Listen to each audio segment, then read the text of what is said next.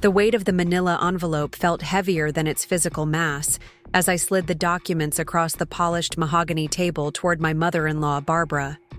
Her manicured fingers froze mid-reach for her water glass, her eyes narrowing with the same calculating assessment she'd directed at me for the past 8 years. Beside her, my father-in-law, Charles, adjusted his horn-rimmed glasses, his expression shifting from mild annoyance at being summoned to this downtown Portland law office to something approaching wariness. "What exactly is this, Jennifer?" Barbara asked, her voice maintaining that carefully cultivated tone that managed to sound both polite and dismissive simultaneously. I smiled, not the accommodating smile I'd perfected over years of family gatherings, but something new, something that reflected the calm certainty I now possessed. "That," I replied, "is documentation of my recent acquisition of Hartwell Estate Holdings. Your family home now belongs to me." The silence that followed was possibly the first time in 8 years that I'd rendered Barbara Hartwell completely speechless. For a woman who built her identity around maintaining perfect control in every social situation, the slight tremble in her perfectly applied coral lipstick told me everything I needed to know. Before we jump back in, tell us where you're tuning in from, and if this story touches you, make sure you're subscribed, because tomorrow, I've saved something extra special for you. I never expected to find myself sitting across from the Hartwell family as anything other than the perpetually peripheral daughter-in-law, the woman they tolerated at holiday gatherings with practiced smiles that never quite reached their eyes. The outsider who wasn't worthy of standing beside their precious son Nathan in their meticulously arranged Christmas card photos. "We'll take some with just the Hartwells first," Barbara would announce each December with absolute authority, as though it were the most natural thing in the world to make me hold the coats while they assembled in front of their 15-foot Douglas. "For family tradition," she'd explain without actually explaining anything. Nathan would squeeze my hand apologetically before taking his place between his sister Eliza and brother James. "It's just how she is," he'd whisper later when we were alone. "It doesn't actually mean anything." But we both knew it meant everything. 8 years of marriage, and I remained on the periphery, the interloper who had captured their golden son but could never truly be a Hartwell. Not with my background, raised by a single father who ran a local hardware store in a small coastal town 2 hours from Portland. Not with my public school education and state university degree that Barbara referred to as practical, with a hint of condescension whenever it came up in conversation. I met Nathan during my final year of college when I was working as a barista at an upscale coffee shop near the financial district. He was charming, genuine, and refreshingly down-to-earth for someone who had grown up with the privileges the Hartwell name afforded in Portland society. The grandson of a shipping magnate who had diversified into real estate at precisely the right moment in the city's development, Nathan had been groomed from birth to eventually take over Hartwell Enterprises. What drew me to him wasn't his family's wealth or social standing. In fact, he didn't mention either until our third date. What captivated me was his quiet kindness, the way he noticed things about people that others overlooked, and his passion for architectural preservation rather than the more profitable tear-down and rebuild approach his father favored. When Nathan proposed after 18 months of dating, he promised that we would build our own life together, independent of his family's expectations. "They'll come around once they really get to know you," he assured me, his blue eyes earnest, in the golden sunset of the coastal cliff, where he'd knelt with a ring that had belonged to his grandmother. What neither of us anticipated was Barbara Hartwell's impressive capacity for maintaining polite distance while simultaneously making it clear that I would never fully measure up. There were the casual references to Nathan's ex-girlfriend Charlotte, whose family owned a respected art gallery in the city. The pointed questions about when I might consider pursuing a real career, rather than the interior design business I'd built from scratch over the past 7 years. The Christmas photos where I was relegated to spectator rather than participant. The Hartwell Christmas portrait has been a tradition since 1952, Barbara explained during our first holiday season as newlyweds. "It's for the direct bloodline. Only. I'm sure you understand, Jennifer." And for 8 years, I smiled and understood. I held coats and adjusted ties before stepping back to watch the family assemble in their carefully coordinated outfits, positioned precisely according to Barbara's directions. I pretended not to notice how clients and friends who received their annual Christmas card would sometimes glance at me with subtle curiosity, wondering why the wife of their eldest son was conspicuously absent from what was supposedly a family portrait. I endured the annual ritual of exclusion, along with 100 smaller versions of the same message throughout each year. The family brunches where Barbara seated me at the far end of the table, away from the core family discussions happening, at the center. The vacation photos where I was asked to serve as photographer rather than subject. The family history conversations that abruptly shifted when I entered the room. What the Hartwells didn't know, what none of them had bothered to discover during 8 years of keeping me at arm's length, was that I wasn't simply the girl from the small coastal town with the modest background and the cute little design. Business. They never asked about my family beyond the basic details of my father and his hardware store. They never inquired about my mother, who had left when I was 3 to pursue a finance career in New York. They never questioned why I spent so many weekends making the 2-hour drive to visit my father, assuming it was merely small-town obligation rather than strategic planning. My father, Peter Walsh, had indeed run the local hardware store in Seaside for over 30 years. What the Hartwells didn't know was that he had systematically purchased nearly every commercial property on Main Street over those decades, quietly, accumulating real estate while maintaining his unassuming persona as the helpful hardware store owner.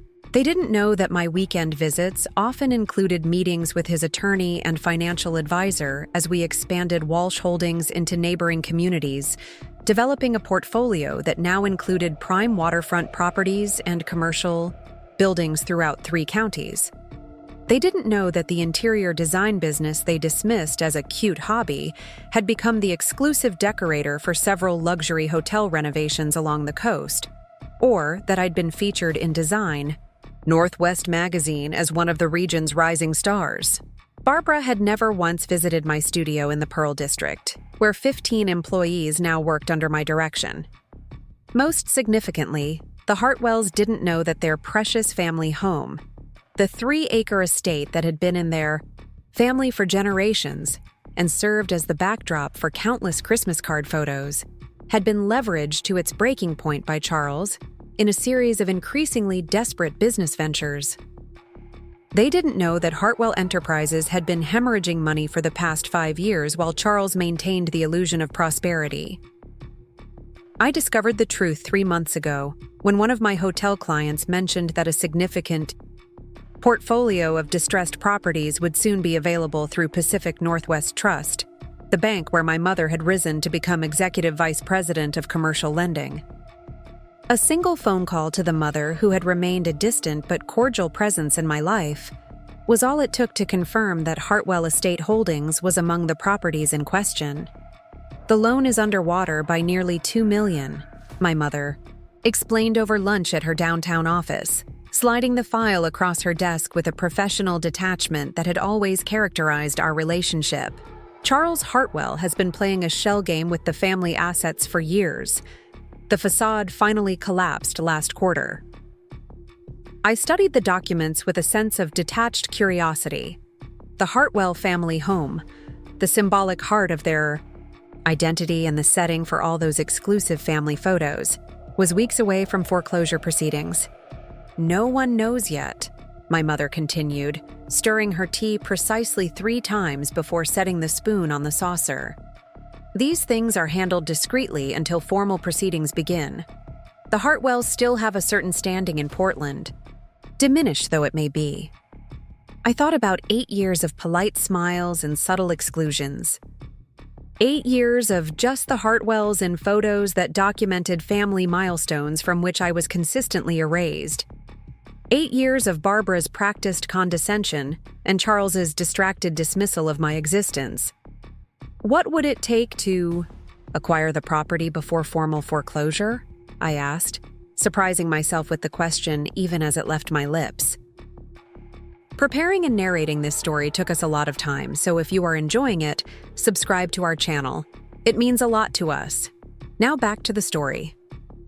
My mother raised a single eyebrow, the closest she ever came to expressing shock. You want to buy your in-laws' home out from under them? I want to examine my options, I replied, adopting the same professional tone she had always used with me. 2 days later, I established Coastal Vista Investments, LLC, with my father as the nominal principal. Within 3 weeks, we had acquired the mortgage debt on the Hartwell estate at a significant discount, along with several other Hartwell family properties that had been similarly overextended. The transaction was entirely legal, entirely ethical, and entirely invisible to the Hartwell family, who continued their oblivious existence while financial disaster loomed undetected. Now, sitting in the conference room of Wheeler and Associates, one of Portland's most prestigious law firms, I watched as realization dawned across Charles Hartwell's face. Unlike his wife, who remained frozen in disbelief, Charles had spent enough time in business negotiations to recognize the authenticity of the documents before him. "This is impossible," he muttered, flipping through the pages with increasing agitation. "These properties were secured through Westbrook Financial. There's no way they would sell the debt without notifying me first." "Westbrook was acquired by Pacific Northwest Trust last year," I explained calmly. "The debt was part of a larger portfolio that was divested during the reorganization." "And you just happened to be the buyer?" Barbara interrupted, finding her voice at last. The disbelief in her tone carried an accusatory edge, as though I had committed some unforgivable breach of social protocol.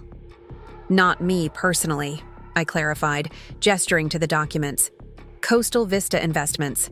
I simply represent their interests in this matter." Charles studied me with newfound intensity, seeing me perhaps for the first time in 8 years. Not as Nathan's inconsequential wife, but as someone with unexpected complexity and agency. "Why are we just learning about this now? The terms of our loan haven't changed." "The terms haven't changed," I agreed, "but the ownership of the debt has. Coastal Vista has chosen not to automatically renew the loan agreement when it expires next month." "That's just a formality," Charles dismissed with a wave of his hand, attempting to reclaim his patriarchal authority. "The renewal has been automatic for the past 15 years. "With Westbrook, yes," I acknowledged. "Coastal Vista operates differently." Barbara's perfectly manicured nails tapped a nervous rhythm on the polished table surface. "This is about the Christmas photos, isn't it?"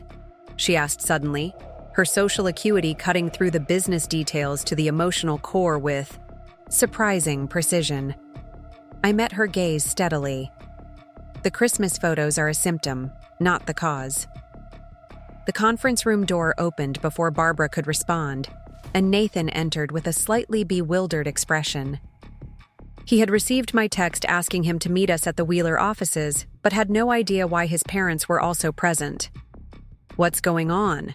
he asked, his gaze moving from me to his parents and back again. "Dad, Mom, why are you here?"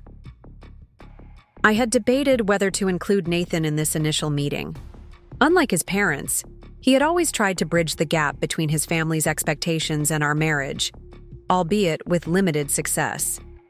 He had apologized countless times for his mother's behavior, promised repeatedly to speak to her about the photos and other exclusions, though these conversations never seemed to materialize into actual change.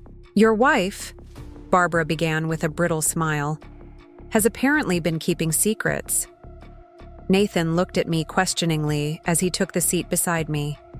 I squeezed his hand gently, a gesture that didn't go unnoticed by Barbara, whose lips thinned slightly in response. "Not secrets," I corrected. "Just aspects of my life and work that no one in this family ever expressed interest in knowing." I passed him a copy of the same documents I'd given his parents. Nathan's background was in architectural preservation, not finance, but he understood enough about real estate to grasp the situation quickly. "You bought my parents' mortgage?" he asked, confusion evident in his voice. "How is that even possible?" "It's complicated," I acknowledged, "but the short version is that your family home is now controlled by Coastal Vista Investments, a company I work closely with." "This feels like some kind of revenge," Barbara interjected, her social mask slipping to reveal the genuine distress beneath. 8 years of marriage? And this is how you choose to handle family disagreements? I leaned forward slightly, keeping my voice level and professional. "This isn't revenge, Barbara. This is a business decision that happens to intersect with family dynamics neither you nor Charles ever bothered to address." "What exactly do you want?" Charles demanded, his businessman's instincts finally engaging. "If this is a negotiation, name your terms." The question hung in the air between us. What did I want? The easy answer would be simple retribution, to make them feel the same exclusion they had so casually inflicted on me year after year. To watch them realize that the home where generations of Hartwells had posed for their precious family, photos now belonged to the very person they had deemed unworthy of inclusion in those images. But retribution had never been my goal, merely a tempting detour on the path to something more meaningful. "I want 2 things," I said finally. "First, a renegotiation of the property loan with terms that reflect current market realities, rather than the preferential treatment Westbrook extended due to the Hartwell name." Charles's face reddened slightly at this direct reference to his history of leveraging family connections for financial advantage. "And second?" he asked stiffly. "Second," I continued, turning to face Barbara directly, "a fundamental reconsideration of what family actually means within the Hartwell household." Barbara's expression shifted rapidly between indignation and calculation. For 8 years, she had controlled the family narrative with meticulous precision. Now, faced with the possibility of losing both her home and that control, I could almost see her reassessing every interaction we'd ever had, searching for the moment when she might have recognized that I was more than she had allowed herself to perceive. "The photos," she said finally. "This really is about the Christmas photos." "The photos are emblematic of a larger pattern," I corrected gently. "They're a visible symbol of systematic exclusion that you've maintained since Nathan and I married." Nathan looked between us, dawning comprehension in his eyes. "Mom, is she talking about the Hartwells' only Christmas card tradition?" He shook his head slightly. "I told you years ago that was hurtful." "It's tradition," Barbara replied automatically, though with less conviction than usual. "The Hartwell Christmas portrait has always been direct bloodline only," I finished. "For her." "Yes, you've explained that many times. Just as you've explained why I'm seated away from the family discussions at Sunday brunch, or why I wasn't included in the family history video for your parents' anniversary, or why my business achievements are never mentioned in your periodic family update emails." Charles cleared his throat uncomfortably. Unlike Barbara, whose social maneuvering was deliberate and precise, he had simply followed his wife's lead in family matters, too absorbed in business concerns to notice or question the dynamics at play. "Perhaps," he offered hesitantly, "some of our traditions could use reconsideration." Barbara shot him a look of surprise that quickly morphed into betrayal. "Charles, this is emotional manipulation tied to financial pressure. Surely you can see that."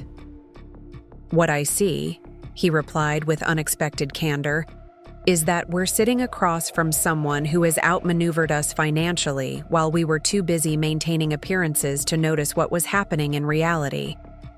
He turned to me with reluctant respect. "The Coastal Vista acquisition, that was through your mother at Pacific Northwest, wasn't it?" I nodded, surprised by his deductive reasoning. "She mentioned the portfolio was available. The decision to acquire it was mine, executed through my father's company." "Your father the hardware store owner?" Barbara asked, unable to keep the disbelief from her voice. My father, the commercial real estate investor, I clarified, who has owned most of Main Street and Seaside for the past 20 years, along with significant holdings throughout the coastal region. The silence that followed was weighted with 8 years of assumptions and miscalculations. Barbara and Charles had created a narrative about me based on superficial details and their own biases, never bothering to look deeper or ask meaningful questions. Nathan squeezed my hand again, a gesture of both support and apology. "I knew about your design business success," he said quietly, "but not the extent of your family's investments." "You never asked," I reminded him gently. "You assumed your parents' perception was accurate." He nodded, acknowledging the truth of this observation. I should have challenged them more directly about the photos and everything else. Barbara watched this exchange with a complex mixture of emotions playing across her carefully maintained facade. For a woman whose identity was built around family control and social standing, the situation represented a seismic disruption to her worldview. "What exactly do the new loan terms entail?" Charles asked, steering the conversation back to practical matters where he felt more confident. I slid another document across the table. "Market rate interest rather than the preferential rate you've enjoyed. A realistic appraisal of the property value rather than the inflated assessment Westbrook accepted, and a requirement for 30% equity to maintain the loan." Charles blanched visibly. "That would require an immediate capital infusion of over $1 million. "Correct," I acknowledged. "Coastal Vista isn't in the business of maintaining underwater loans for sentimental reasons." "And if we can't meet these terms?" Barbara asked, though her tone suggested she already knew the answer. "Then the property would be sold at market value to recover the investment," I explained. "Though current residents would be offered first opportunity to purchase, assuming they can secure appropriate financing." The implications settled over the room like a heavy fog. The Hartwell family home, the physical embodiment of their identity and status, could no longer be maintained through financial sleight of hand and social connections. Reality had finally caught up with carefully cultivated appearances. "There must be another option," Barbara said finally, her voice uncharacteristically vulnerable. I studied her across the polished expanse of mahogany that separated us, not just physically but across the chasm of 8 years of calculated exclusion. The easy path would be to simply enforce the terms and watch the Hartwell family reckon with the consequences of their financial overextension. Part of me, the part that had smiled and accommodated and absorbed countless small humiliations, found that prospect satisfying. But I hadn't built a successful design business and helped expand my father's real estate holdings by taking the easy path or indulging in emotional reactions. "There is another option," I said, after a thoughtful pause. "One that addresses both the financial reality and the family dynamics." 3 pairs of eyes fixed on me with varying degrees of wariness, hope, and curiosity. "Coastal Vista would consider a joint ownership arrangement," I continued. "The Hartwell estate would be restructured as a shared asset between your family and the investment company. You would maintain residence rights and involvement in operational decisions, while we would assume the outstanding debt and bring the property to a sustainable financial position." Charles leaned forward with renewed interest. "A joint venture? What would the ownership percentages be?"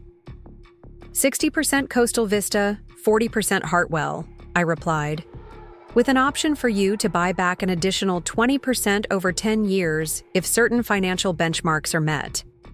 It was a fair offer, more than fair given the property's current financial state, and Charles recognized this immediately. His business acumen, when not clouded by pride or family expectations, was still sharp. "And the family dynamics aspect?" Barbara asked carefully, clearly uncomfortable with addressing the emotional undercurrent directly. I met her gaze, steadily. "That would require a more fundamental reconsideration of what constitutes the Hartwell family going forward." "Meaning?" she pressed, though her tone suggested she already understood. Meaning that exclusionary practices, whether in photographs, seating arrangements, or family communications, would need to end, I stated simply. Not because of financial leverage, but because they're fundamentally at odds with what family should actually represent. Barbara's gaze dropped to the documents before her, then rose to meet mine with new awareness. And if we agree to both aspects, the financial restructuring and the family reconsideration, then we move forward together, I replied, as actual family rather than carefully maintained appearances. Nathan's hand found mine under the table, a gesture of solidarity that felt different from his previous apologetic squeezes. This wasn't compensation for his family's behavior, but recognition of a new equilibrium forming between us. The conference room fell silent as Barbara and Charles exchanged a long look, the wordless communication of a couple who had navigated 4 decades of marriage and now faced an unexpected crossroads together. "We'll need time to consider the financial proposal," Charles said finally, gathering the documents with newfound respect in his gaze when he looked at me. "Of course," I agreed. "Take the week to review everything with your advisors." Barbara smoothed an imaginary wrinkle from her silk blouse, a habitual gesture that seemed to help her regain composure. "The Christmas card photographer is scheduled for the first weekend in December," she said, her voice carefully neutral. "I assume you'll be available?" It wasn't a direct acknowledgement or apology. That would come later, after multiple conversations and gradual shifts in entrenched patterns. But it was a beginning, a small crack in the carefully constructed wall that had kept me on the periphery for 8 years. "I'll be there," I confirmed, matching her neutral tone while meeting her eyes directly. As we all rose to leave, I caught a glimpse of myself in the reflective glass of the conference room windows. Not the perpetually accommodating daughter-in-law, not the outsider holding coats during family photos, but a woman who had finally claimed her place by forcing recognition of her true value. The Christmas card that December would feature a different configuration than the previous 8 years. Not because of financial leverage or forced concessions, but because sometimes recognition must precede genuine inclusion. Sometimes being seen requires refusing to remain invisible any longer. The Hartwell family brunch, the Sunday after our meeting at Wheeler and Associates law firm, maintained the same ritualistic precision I'd witnessed monthly for 8 years. Barbara had insisted we continue normal family traditions, while they considered my proposal, as though postponing the inevitable would somehow restore the carefully constructed reality that was now crumbling around them. I arrived with Nathan precisely at 11:30. The window of acceptable arrival was narrow in Barbara's world, with early arrivals considered presumptuous and tardiness a cardinal sin. The grand Tudor-style home that had featured in countless Christmas cards looked different to me now, knowing that the impressive facade concealed significant financial fractures. "There they are," Charles called with manufactured heartiness as we entered the foyer. His attempt at normalcy was betrayed by the slight strain around his eyes. He clasped Nathan in a firm embrace before turning to me. Instead of the perfunctory air kiss that had been his standard greeting for nearly a decade, he extended his hand for a formal handshake, a businessman's acknowledgement that the dynamic had fundamentally shifted. The dining room gleamed with the same silver service. Barbara polished herself each month, refusing to delegate this task to their housekeeper. "Some things," she often said, "require a personal touch that can't be entrusted to just anyone." The statement was invariably accompanied by a meaningful glance in my direction, a subtle reminder of my perpetual outsider status. James and his wife Rebecca were already seated, their 10-year-old twins perfectly attired in matching outfits that Barbara had undoubtedly selected. Eliza arrived moments after us, her newest boyfriend trailing behind with the slightly overwhelmed expression common to all Eliza's partners when first experiencing a Hartwell family gathering. "Jennifer, you're looking well," Barbara commented as I took my seat, not the usual place at the far end of the table, I noticed, but directly across from her. That dress is quite interesting. New design project keeping you busy? The casual inquiry about my work was unprecedented. For 8 years, Barbara had referred to my interior design business as my decorating hobby, regardless of how many employees I hired or how prestigious my client list became. Several new projects, I replied neutrally. The Oceanside Hotel. Renovation is nearing completion, and we've just signed contracts for 2 luxury residential developments in the Pearl District. Barbara nodded with what appeared to be genuine interest. I saw the feature on your hotel work in Design Northwest last month. The coastal color palette was innovative. The compliment, however qualified, hung in the air like an exotic bird that had unexpectedly flown into the room. Nathan paused with his water glass halfway to his lips, while James and Eliza exchanged subtle glances across the table. "Thank you," I responded, careful to maintain the delicate equilibrium of this unfamiliar territory. The client wanted something that referenced the ocean without resorting to the usual nautical cliches. Well, it was certainly distinctive. Barbara continued, signaling to their longtime housekeeper Maria to begin serving. "Perhaps you might have some thoughts on refreshing the sunroom here. It's become rather dated." The invitation, for that's what it was, however obliquely framed, represented more than just a potential design consultation. It was Barbara's first acknowledgement that I possessed expertise worth considering, that my professional opinion might have value within the hallowed walls of the Hartwell estate. Brunch proceeded with the usual carefully orchestrated conversation, though with subtle differences that only someone intimately familiar with the Hartwell family dynamics would notice. Barbara still directed the conversational flow like a symphony conductor, but occasionally allowed topics I introduced to develop, rather than swiftly redirecting to subjects she deemed more appropriate. "James has been made partner at the firm," she announced with unmistakable pride, turning to her younger, and the youngest partner in Bradshaw and Templeton's history. "Congratulations, James," I offered sincerely. Despite the Hartwell family dynamics, I'd always gotten along reasonably well with Nathan's siblings when Barbara wasn't actively managing our interactions. "Thanks, Jen," he replied with a genuine smile. "Actually, I've been meaning to talk to you about possibly redesigning my office. The standard partner configuration is rather stuffy, and I've always liked what you did with Nathan's home workspace." Another unprecedented moment, a direct request for my professional services. From within the family circle, I noticed Barbara's lips tighten slightly before she deliberately relaxed them, a visible effort to adapt to the new reality taking shape around her. "I'd be happy to look at the space," I offered. "My team is booked several months out for full projects, but I could certainly consult on the concept personally." "Excellent," James nodded. "I'll have my assistant contact yours to schedule something." The formal business language, assistants coordinating rather than casual family arrangements, was deliberate on both our parts.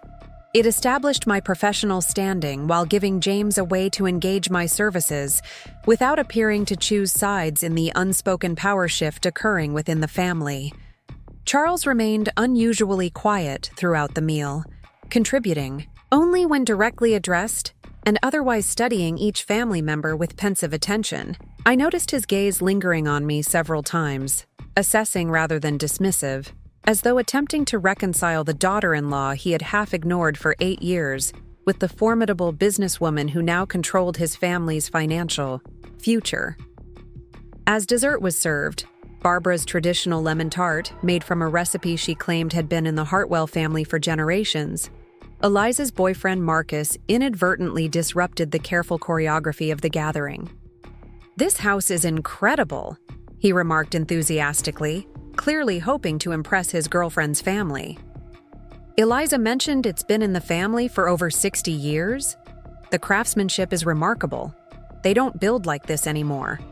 The innocent observation sent an almost imperceptible tension around the table.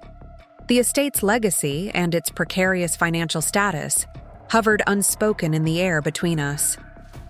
"Yes," Charles finally replied, his tone carefully measured. My parents purchased it in 1959. The property has significant meaning for the family. We're considering some updates, Barbara added quickly, clearly attempting to steer away from the sensitive topic. Jennifer has kindly offered to provide some design perspectives. This fabrication, I had made no such offer, was Barbara's way of establishing a narrative that maintained her sense of control. Rather than correct her, I simply nodded, accepting this small fiction as part of the complex realignment taking place. Actually, Nathan interjected, Jen's firm specializes in preserving historical elements while updating functionality. Her recent project in the West Hills maintained all the original craftsman details while completely modernizing the infrastructure. The pride in his voice was unmistakable, and notably, Barbara didn't attempt to diminish his praise as she typically would have done. Another small shift in the family's tectonic plates. As brunch concluded, Barbara delivered her traditional Sunday sermon disguised as casual conversation. I ran into Victoria Caldwell at the Symphony fundraiser, she began, mentioning the mother of Nathan's college girlfriend. Her daughter Elizabeth just made senior partner at her law firm in Chicago, a prestigious position by all accounts. The comment was aimed precisely at Nathan, a reminder of the path not taken when he had chosen to marry me, rather than maintain his relationship with Elizabeth Caldwell, whose family credentials had been impeccable by Hartwell standards. That's wonderful, I replied before Nathan could respond, refusing to react to the deliberate provocation. The legal field needs more women in leadership positions. Barbara's gaze met mine directly, a flash of something like respect briefly visible, before her social mask returned. Indeed, navigating male-dominated professions requires particular fortitude. The acknowledgement, however obliquely delivered, suggested that perhaps Barbara was beginning to recognize qualities in me beyond the superficial markers of social standing she had previously deemed so important.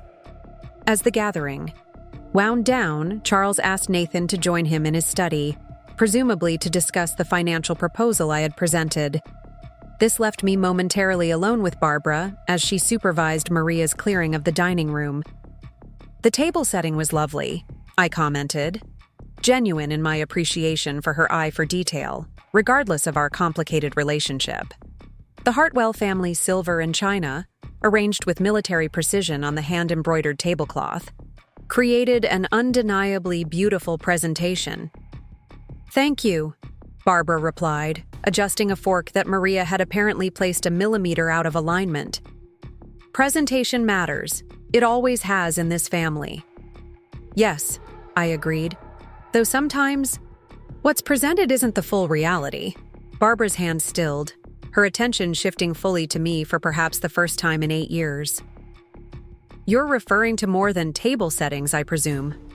"The Christmas photos," I clarified. "Perfect family portraits that excluded the imperfect additions. The carefully curated image that concealed financial realities. The presentation has always been flawless, Barbara, but at what cost?" I expected defensiveness, or perhaps the controlled anger I'd occasionally glimpsed when someone challenged her authority in social situations. Instead, Barbara studied me with surprising thoughtfulness.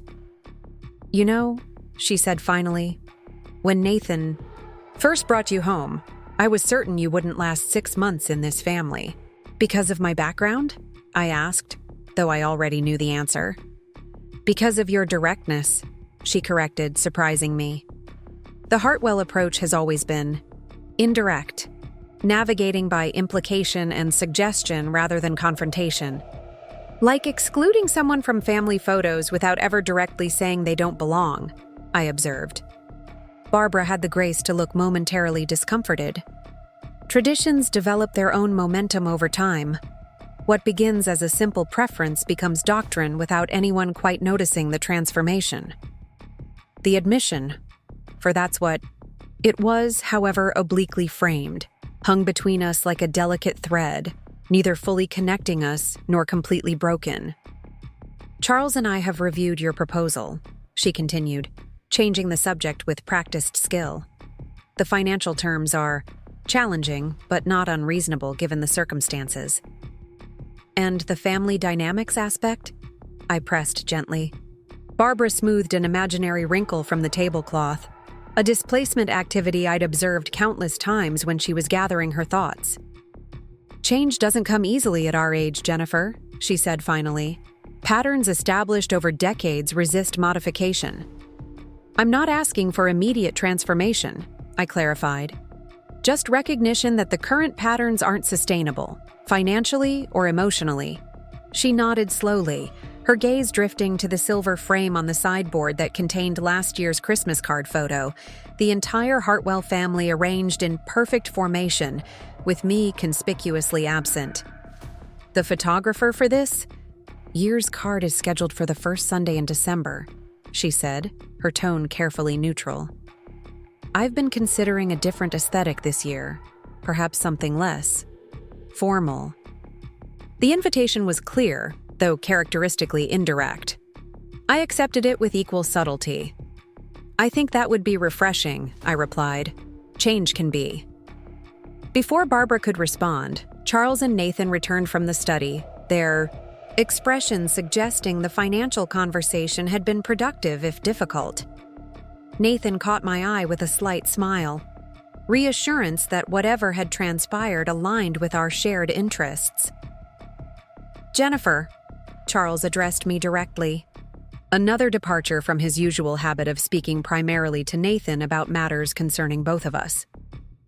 I wonder if we might schedule a more detailed discussion of the joint ownership structure you proposed. There are some aspects I'd like to explore further.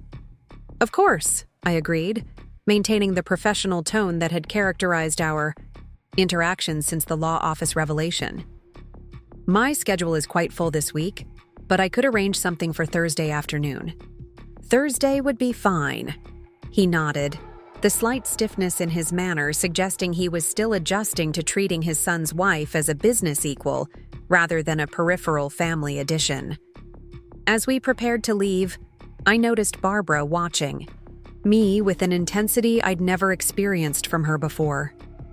For 8 years, her gaze had passed over me like a spotlight that deliberately avoided illuminating a particular corner of the stage. Now, for the first time, I felt fully visible in her assessment. The sunroom consultation, she said as we reached the door. Would next Saturday morning work for your schedule? I understand if your client commitments take priority. The acknowledgement of my professional commitments, another first, was delivered with careful dignity rather than the dismissive tone that had characterized her previous references to my work. Saturday morning would be fine, I confirmed. Around 10? Perfect, she nodded. I'll have some design magazines available. There's a Mediterranean aesthetic I've been considering that might integrate well with the existing architecture. The casual reference to design principles suggested Barbara had actually been following my work more closely than she'd ever acknowledged. Perhaps her dismissal of my career had been yet another carefully maintained fiction within the elaborate presentation that constituted Hartwell family life. As Nathan and I drove away from the estate, he reached for my hand across the console of my Audi, a car I had purchased with the profits from my business, though the Hartwells had always assumed it was financed through Nathan's architectural preservation work. That was different, he observed with characteristic understatement. A beginning, I agreed, not a transformation. Dad was surprisingly open to the joint ownership concept, Nathan continued, especially the gradual buyback provision. He called it elegant, high praise in his financial vocabulary. And the family dynamics aspect? I asked, echoing my earlier question to Barbara. Nathan's thumb traced circles on my palm, a gesture of intimacy that had sustained us through the complex navigation of his family's subtle exclusions. He acknowledged that you've been treated as peripheral, he replied carefully. Not in those exact words, but the meaning was clear. I think seeing you as a financial equal has forced a reevaluation of other assumptions as well. I nodded, watching the familiar Portland neighborhoods pass outside the window. For 8 years, I had adapted myself to the Hartwell family's expectations, modifying my behavior to accommodate their unspoken rules while never quite managing to meet their implicit standards. The Christmas card photographer, Nathan began hesitantly. Your mother mentioned it, I confirmed. She's considering a less formal aesthetic this year. A smile touched his lips. Translation: you'll be in the photo. Apparently so. We drove in comfortable silence for several minutes, both processing the subtle shifts that had occurred during what had externally appeared to be a typical Hartwell family brunch. I should have confronted them years ago about the photos and everything else, Nathan said suddenly, regret evident in his voice. I kept thinking they'd eventually see you for who you really are without me forcing the issue. And now? Asked. Now they're seeing you because you forced the issue yourself, he acknowledged. I'm sorry it came to that. I considered his apology, weighing its sincerity against the years of passive accommodation. Nathan had never been unkind or dismissive personally, but his unwillingness to challenge his family's treatment of me had been its own form of complicity. What happens now depends on how genuine their adaptation proves to be, I said finally. Financial necessity can motivate change, but meaningful transformation requires something deeper. They're trying, Nathan offered, in their way. Their way has been the problem, I reminded him gently. The Hartwell approach, as your mother calls it, navigating by implication and suggestion rather than direct communication. You're suggesting my entire family needs to develop a new communication style after 6 decades of practiced indirection? Nathan asked, a hint of humor lightening his tone. I'm suggesting that authentic family connections require authentic communication, I replied. The financial restructuring is necessary but insufficient on its own. Nathan nodded thoughtfully as we turned onto our street in the Alameda neighborhood, a home we had purchased together 4 years ago, renovated to my design specifications, and filled with the warmth and directness that had always been absent from the Hartwell estate. Speaking of authentic communication, he said as we parked in our driveway, there's something I need to ask you. I turned to him, curious about the sudden seriousness in his tone. The Walsh Holdings connection, he continued. Your father's real estate investments. How long have you been involved in that aspect of your family's business? The question was fair, acknowledging that I too had maintained certain separations between different aspects of my life. I've helped manage the portfolio since college, I admitted. Dad taught me the business alongside the hardware store operations. The design firm was always my primary focus, but the real estate investments provided capital and security while I built my client base. And you never mentioned this because... Nathan left the question open, his tone curious rather than accusatory. Because the Hartwells made it abundantly clear from our first meeting that my background was inadequate, I replied honestly. After a while, it seemed simpler to accept their perception than to challenge it, especially when they showed so little interest in who I actually was beyond their preconceptions. Nathan winced slightly at this truth. And your mother's position? At Pacific Northwest Trust? That connection to the Hartwell properties was coincidental? I met his gaze directly. The connection was coincidental. What I chose to do with the information was deliberate. He nodded slowly, accepting this distinction. Fair enough. I suppose we've all maintained our separate realities in various ways. As we entered our home, the space we had created, together outside the influence of Hartwell expectations, I reflected on the journey that had brought us to this point. 8 years of navigating complex family dynamics had culminated in a financial revelation that forced recognition I couldn't achieve through merely being Nathan's wife. The irony wasn't lost on me.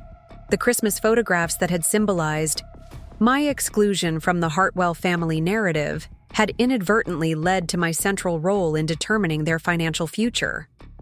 The question that remained, the one that would unfold in the coming weeks, was whether this forced recognition could evolve into genuine acceptance. Later that evening, as I reviewed design proposals for the Oceanside Hotel's final phase, my phone chimed with an unexpected message from Barbara Hartwell. Regarding Saturday's consultation, would you prefer coffee or tea while we discuss the sunroom redesign? I recall you mentioned a preference for Earl Grey, but wanted to confirm before stocking my pantry. The message, ordinary on its surface, represented another small shift in the family dynamic. For the first time in 8 years, Barbara Hartwell had remembered a personal preference I had mentioned in passing. For the first time, she was acknowledging me as someone with individual tastes worth accommodating rather than expected to adapt to established Hartwell patterns. I texted back, "Earl Grey would be perfect. Thank you for remembering." Her response came quickly, "Of course. Looking forward to Saturday." 3 simple exchanges that would have been unremarkable in most family relationships, but represented seismic movement within the carefully controlled Hartwell universe. Not transformation, not yet, but perhaps the beginning of something more authentic than the polished facade that had defined our relationship for nearly a decade. As I set my phone aside and returned to my design work, I considered the complex interplay of power, recognition, and family connection that had shaped my marriage. The financial leverage I now held was significant, but ultimately temporary, a catalyst rather than a destination. The true measure of change would come not through negotiated agreements or financial restructuring, but through a Christmas card photograph that either perpetuated or finally dismantled the careful fiction of who belonged within the frame of the Hartwell family portrait. The following Saturday, I arrived at the Hartwell estate precisely at 10 o'clock, carrying my portfolio and material samples for the sunroom consultation. Barbara greeted me at the door herself, rather than delegating to Maria, another small but significant departure from established patterns. "Jennifer, thank you for coming," she said, ushering me into the foyer with uncharacteristic warmth. "I've prepared coffee and tea in the morning room, where the light is better for reviewing design materials." The morning room was Barbara's personal domain, a space where she traditionally met with her charity committee members or close friends from her social circle. I had been in the room exactly twice in 8 years, both times for brief, formal interactions related to holiday planning. A silver tea service was arranged on the low table between comfortable seating, upholstered in a muted floral pattern. Design magazines were stacked neatly nearby, tabs marking specific pages that had caught Barbara's interest. "Earl Grey, as promised," she noted, gesturing to the teapot as we sat. "I hope it meets your standards." "I'm sure it will," I replied, accepting the delicate cup she offered. "Thank you for arranging this consultation. The sunroom has lovely bones but could certainly benefit from updating." Barbara nodded, seeming pleased by my professional assessment. "It was designed in the late 60s and hasn't been significantly altered since. Charles's mother had a passion for Mediterranean influences that hasn't aged particularly well." The casual criticism of a Hartwell family member's taste, even one from a previous generation, was unprecedented. Barbara had always maintained a united front regarding family decisions, particularly in conversations with those she considered outsiders. The terracotta and wrought iron elements could be reinterpreted in a more contemporary way, I suggested, opening my portfolio to show her some reference images, maintaining the essential Mediterranean character while updating the execution. Barbara leaned forward with genuine interest, studying the designs I had selected. "These maintain the warmth without the heavy-handedness," she observed. Exactly. What I was hoping for. As we discussed color palettes and material options, I was struck by Barbara's thoughtful engagement with the design process. She asked intelligent questions about functionality and maintenance, demonstrating a practical sensibility I hadn't previously associated with her focus on appearance and tradition. "You have excellent spatial awareness," I commented as she proposed, a reconfiguration of the seating arrangement that aligned perfectly with my own thinking. Have you ever studied design formally? A flash of something, regret, perhaps, or simply reminiscence, crossed her features before she composed herself. I considered studying interior architecture at one point, she admitted. Before I met Charles, the Hartwell family expectations didn't align with professional aspirations for wives in those days.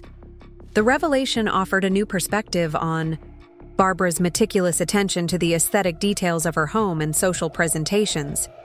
Perhaps her focus on perfect table settings and carefully arranged family photographs represented a channeling of creative energy that had never found its intended outlet. It's never too late, I suggested.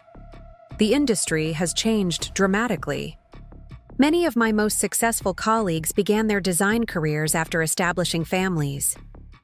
Barbara's smile held a hint of genuine warmth rather than her usual social polish. Perhaps not too late, but certainly different paths have been chosen. I've found my creative fulfillment through other channels. The statement was gracious rather than defensive, acknowledging the choices that had shaped her life without diminishing alternative possibilities. Another small shift in our dynamic, a moment of authentic connection rather than performed interaction. As our consultation continued, the conversation gradually expanded beyond design considerations to touch on family matters with a directness that would have been unthinkable weeks earlier.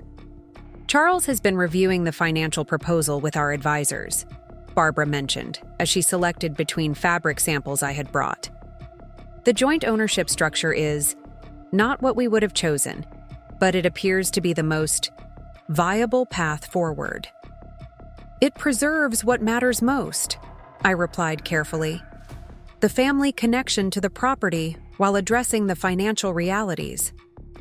Barbara's fingers traced the pattern on a textile swatch, her gaze focused on the material rather than meeting my eyes. And the other matter we discussed? The family dynamics aspect? That's evolving too, it seems, I acknowledged, this consultation being one example. She nodded, setting the fabric sample aside and finally looking up. Change doesn't come easily, Jennifer, particularly when patterns have been established over decades. I understand that, I assured her. I'm not expecting an overnight transformation. But you are expecting transformation, she observed perceptively. I'm expecting authentic engagement, I clarified, recognition rather than performance. Barbara considered this distinction thoughtfully. The Christmas photographs have become somewhat symbolic in this discussion, she noted. More significant than perhaps they objectively warrant. Symbols matter, I replied, especially in a family that places such emphasis on presentation and appearances. Indeed. She paused, seeming to gather her thoughts. I've been considering a different approach this year. Perhaps outdoors, in the garden, with a more inclusive composition. The word choice was deliberate, her acknowledgement of the central issue that had catalyzed our current realignment. That sounds refreshing, I agreed, accepting her indirect invitation. Though December in Portland presents weather challenges for outdoor photography. We'll have a contingency plan, Barbara assured me, ever the meticulous planner. The important element is the composition, not the setting. As our consultation concluded, Barbara walked me to the door herself rather than summoning Maria, another departure from established patterns. On the front step, she hesitated momentarily before speaking. Thank you for your design insights, she said formally, then added with unexpected candor, and for your patience with a family that hasn't always demonstrated the same professional thoughtfulness you've shown today. The acknowledgement, however, limited, represented more recognition than I had received in 8 years of Hartwell family gatherings. Not an apology, not yet, but perhaps the beginning of one. The sunroom has tremendous potential, I replied, maintaining the design professional framing that seemed to facilitate our new dynamic. I'll have my team develop a proper proposal based on our discussion. Barbara nodded, her social mask momentarily slipping to reveal something more genuine underneath. Family dynamics are rather like old houses, aren't they? The structure remains sound even when the decorative elements need refreshing. The metaphor wasn't subtle, but it was sincere. Barbara's way of indicating her willingness to reconsider established patterns without directly acknowledging past mistakes. With proper attention and care, I agreed, accepting her framing. Even the most dated design can be revitalized. As I drove away from the Hartwell estate, I reflected on the gradual shifts taking place within this complicated family system. The financial leverage I had unexpectedly gained had created an opening, but the real work of transformation would require something beyond balance sheets and property agreements. Recognition, I was beginning to understand, was a process rather than an event. A gradual recalibration of perception that might eventually lead to authentic inclusion. The upcoming Christmas photograph would be one measure of that progress, but not the only one. The true test would be whether the Hartwells could eventually see me clearly, not because financial circumstances forced the recognition, but because they had genuinely expanded their understanding of what constituted family beyond bloodlines and social pedigrees. That journey had only just begun, its outcome still uncertain, but its direction at least established. For now, that would have to be enough. The formal proposal for the Hartwell estate's financial restructuring arrived at our home on a rainy Tuesday morning, delivered by courier rather than email, Charles's preference for significant business matters. The thick envelope bore the letterhead of Donovan and Pierce, the law firm that had represented Hartwell family interests for 3 generations. Nathan was already at his office, meeting with clients about a historic theater renovation downtown. So I reviewed the documents alone at our kitchen island, Earl Grey steaming beside my laptop. The terms largely aligned with our discussions. The 60-40 ownership split between Coastal Vista Investments and the Hartwell family, with provisions for potential buyback over a 10-year period. What surprised me were the additional clauses Charles had included beyond the financial framework. The property would maintain the Hartwell name regardless of ownership percentages. Future generations of the family would retain visitation rights for significant events, even if ownership transferred completely. Historical items, specifically listed in an extensive appendix, would remain with the family regardless of the estate's status. These weren't financial considerations, but emotional ones. Charles's attempt to preserve the family's connection to their legacy, even as financial realities forced structural changes. I found myself unexpectedly moved by this evidence of what truly mattered to him beneath the careful business exterior. I called my father's attorney, Margaret Chen, who had helped structure the Coastal Vista acquisition. The terms are sound, she confirmed after I forwarded the documents. The emotional elements don't impact the financial arrangement, just formalize the family's continued connection to the property. So you'd recommend accepting as presented? I asked, though I'd already made my decision. From a business perspective, yes, Margaret replied, her voice carrying the precise efficiency that had made her one of Portland's most respected real estate attorneys. From a family perspective, which is outside my professional purview, these additions suggest they're beginning to separate the property's financial and emotional value. That's healthy progress. I thanked her and ended the call, considering the implications of Charles's additions. By explicitly naming the emotional attachments to the estate, he was acknowledging both the financial reality and the family significance, no longer pretending they were inseparable. Before I could respond to the proposal, my phone rang with an unfamiliar number. Jennifer Walsh, I answered, using my professional tone. Mrs. Hartwell? A man's voice inquired. This is Gregory Townsend from Portland Heritage Quarterly. I didn't correct his use of my married name, though I had maintained Walsh professionally. Yes, Mr. Townsend. How can I help you? I'm following up on the Oceanside Hotel renovation, he explained. Our readers are particularly interested in projects that preserve historical elements while updating functionality. Your design firm's work there exemplifies this balance beautifully. We'd like to feature it in our next issue. The request was flattering but not unusual. My firm had been featured in several design publications over the past few years. What made this call different was the timing, coming shortly after my increased visibility within the Hartwell family circle. "That sounds lovely," I replied, though I should mention I maintain my maiden name Walsh professionally. "Oh," Townsend sounded flustered. "I apologize for the error. Our information came from Barbara Hartwell, who mentioned her daughter-in-law's impressive work when we spoke at the Historical Society benefit last week." I nearly dropped my teacup. Barbara had voluntarily mentioned my design work at a social function, had even praised it as impressive to someone outside the family. This represented a seismic shift in her public acknowledgement of my professional existence. "Mrs. Hartwell is very supportive of preservation efforts," I replied carefully, navigating this unexpected development.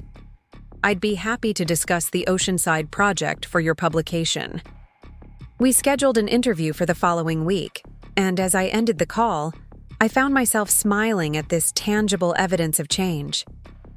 Barbara's public acknowledgement of my work meant more than any private concession. In her world, social recognition carried the real weight of acceptance. My phone chimed with a text from Nathan. "Dad called. Says formal proposal delivered. Thoughts?" I replied, "Terms solid. Emotional clauses show progress. Will sign today. Also, your mother apparently praised my work at Historical Society event." His response came quickly. "Now I know the world is changing. Dinner tonight to celebrate small victories?" "Perfect," I texted back. "Reservation at Luciana's, 7:30? Already booked it. See you then. Love you." I spent the afternoon at my studio, reviewing plans for an upscale retirement community that wanted to integrate coastal elements while avoiding the typical nautical cliches that dominated many Oregon retirement facilities. My team of designers had developed innovative approaches that referenced the ocean through texture and light, rather than explicit maritime motifs. "The community room concept is perfect," I told Maya, my senior designer. "The graduated blues with those textured panels will create depth without being obvious. Can we get samples of the custom resin work for the client meeting next week?" "Already ordered," Maya confirmed. "Should arrive Friday." Also, the Donovan brothers called about their Pearl District loft. They've increased the budget and want to discuss expanding the scope. The afternoon passed in productive rhythm, my professional world continuing its steady growth regardless of the Hartwell family dynamics that had recently dominated my attention. This business I had built from scratch now employed 17 people and had a 6-month waiting list for new clients. Success that existed entirely independent of my marriage or my in-laws' recognition. As I prepared to leave for dinner with Nathan, Barbara called, a rare occurrence that still carried the slight surprise of novelty. "Jennifer," she began without preamble, "I understand the proposal arrived today." "Yes," I confirmed. "The terms look appropriate. I'll be signing this evening." "Excellent," she replied, her tone businesslike but not cold. "There's another matter I wanted to discuss. The Portland Preservation Gala is next month, and as you know, the Hartwells traditionally host a table." I did know this. It was one of the premier social events of the Portland calendar, where the city's established families displayed their commitment to historical preservation alongside their social prominence. What I didn't know was why Barbara was calling me about it. "Charles and I thought," she continued with uncharacteristic hesitation, "given your professional expertise in preservation design, you might be willing to help coordinate our presence this year. The theme is honoring legacy, embracing change. Rather apt under the circumstances." The invitation, for that's what it was beneath the practical framing, represented another step in my gradual inclusion in Hartwell family representation. Traditionally, Barbara had managed all aspects of their public appearances with meticulous control. "I'd be happy to help," I replied, keeping my tone professionally neutral despite my surprise. "Would you like to schedule time to discuss your vision for the table design and guest list?" "That would be perfect," Barbara agreed. Perhaps after our next sunroom consultation, Maria can prepare lunch and we could work through the details. I'll bring some concept boards, I offered, falling naturally into my professional design role. The theme offers interesting possibilities. Wonderful, Barbara responded with what sounded like genuine enthusiasm. Oh, and Jennifer, Gregory Townsend mentioned he'll be featuring your Oceanside project. I told him the historical balcony preservation was particularly noteworthy.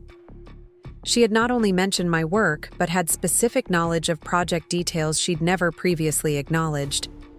Barbara Hartwell had been paying attention all along, beneath her practiced indifference.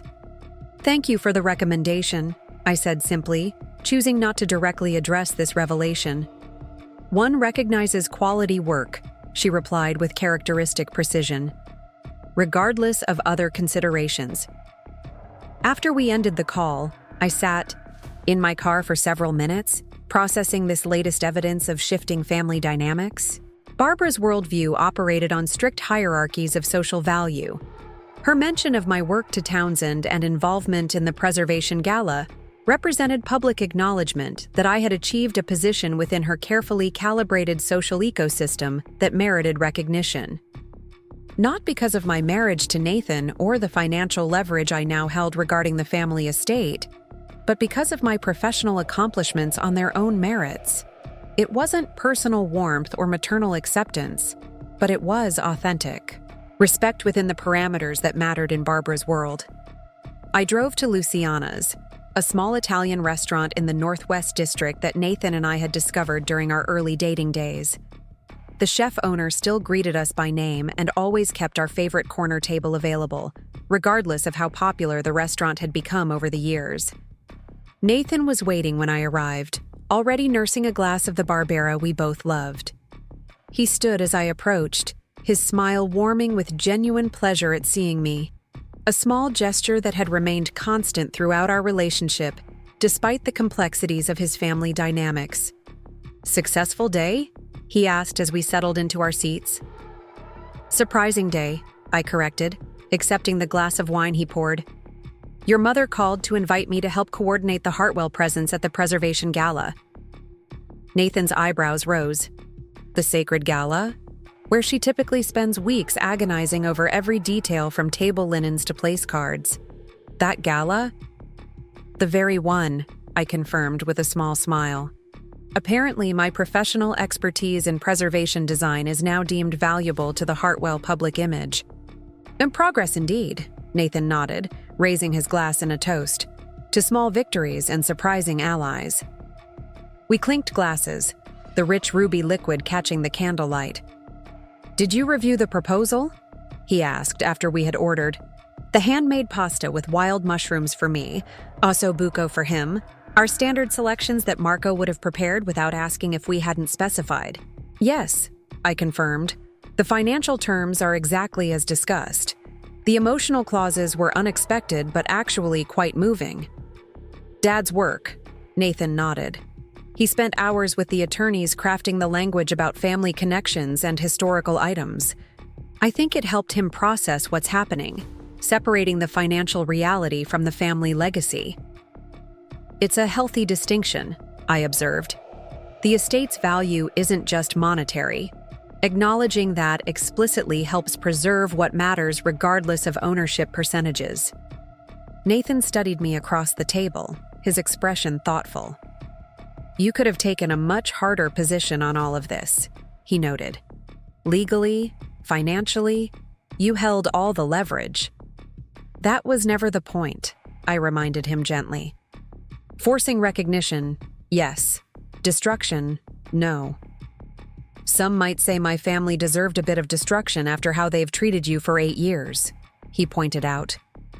I considered this as Marco delivered our antipasti, a plate of prosciutto, aged cheeses and marinated vegetables we hadn't ordered but always appreciated. "Demolition is easy," I replied finally. "Renovation is harder but more rewarding. That's true for buildings and families." Nathan reached across the table to take my hand, his eyes reflecting both admiration and regret. "I should have been a better renovation partner," he acknowledged. Too often I let Mom's traditions continue without challenge. We're all working with the materials we have, I said, squeezing his hand. Your parents built certain patterns over decades. Change takes time and proper structural support. He smiled at my continued use of architectural metaphors. Speaking of structural support, James called today. He's genuinely excited about you redesigning his partner office.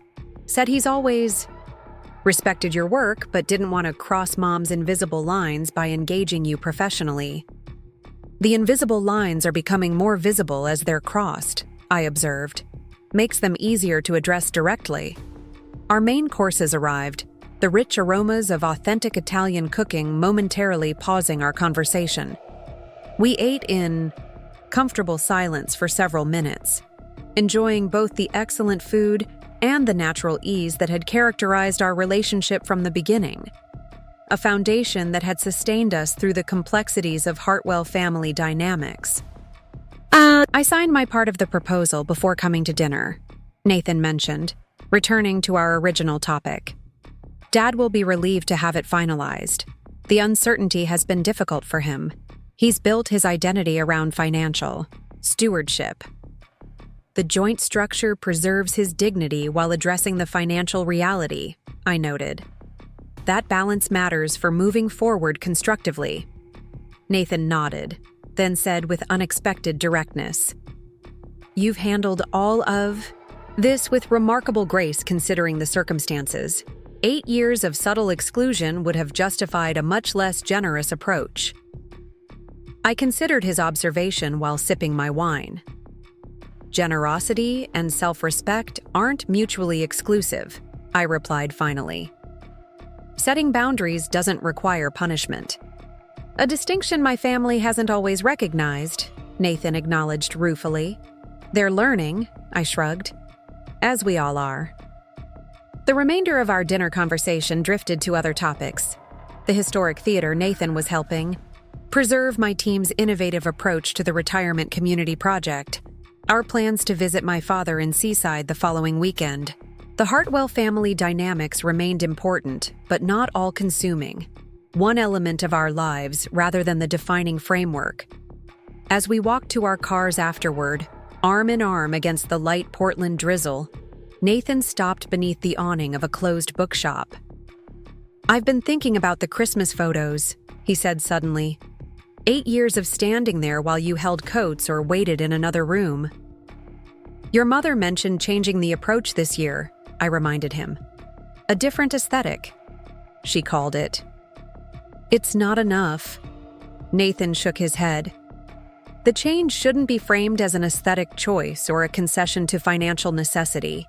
It should be an acknowledgement of a fundamental mistake in how family has been defined. I studied his face in the soft glow of the streetlights, recognizing the quiet determination that had first attracted me, a quality often overshadowed by his habitual accommodation of his family's expectations. That acknowledgement needs to come naturally, I suggested gently, not as a demand or ultimatum. 8 years isn't naturally, he countered. It's a pattern that needs deliberate interruption. Before I could respond, my phone chimed with a text message. I glanced at the screen, surprised to see Eliza Hartwell's name. Nathan's sister rarely contacted me directly. Sorry to text. So late, the message read. Wondering if you'd consider helping with James's surprise birthday next month? Your design sense would elevate the entire event. No pressure, just thought I'd ask. I showed the message to Nathan, whose eyebrows rose in surprise. First Mom, now Eliza, he marveled. The Hartwell women are actually acknowledging your professional expertise voluntarily.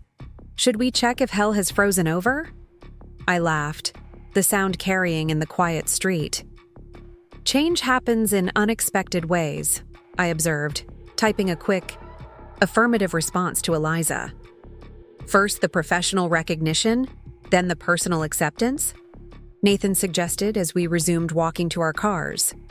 They're related for your family, I pointed out. Social and professional standing have always been the currency of Hartwell value assessment. Being included in these aspects means I'm being valued according to the metrics that matter in their world. That's rather calculating, Nathan frowned.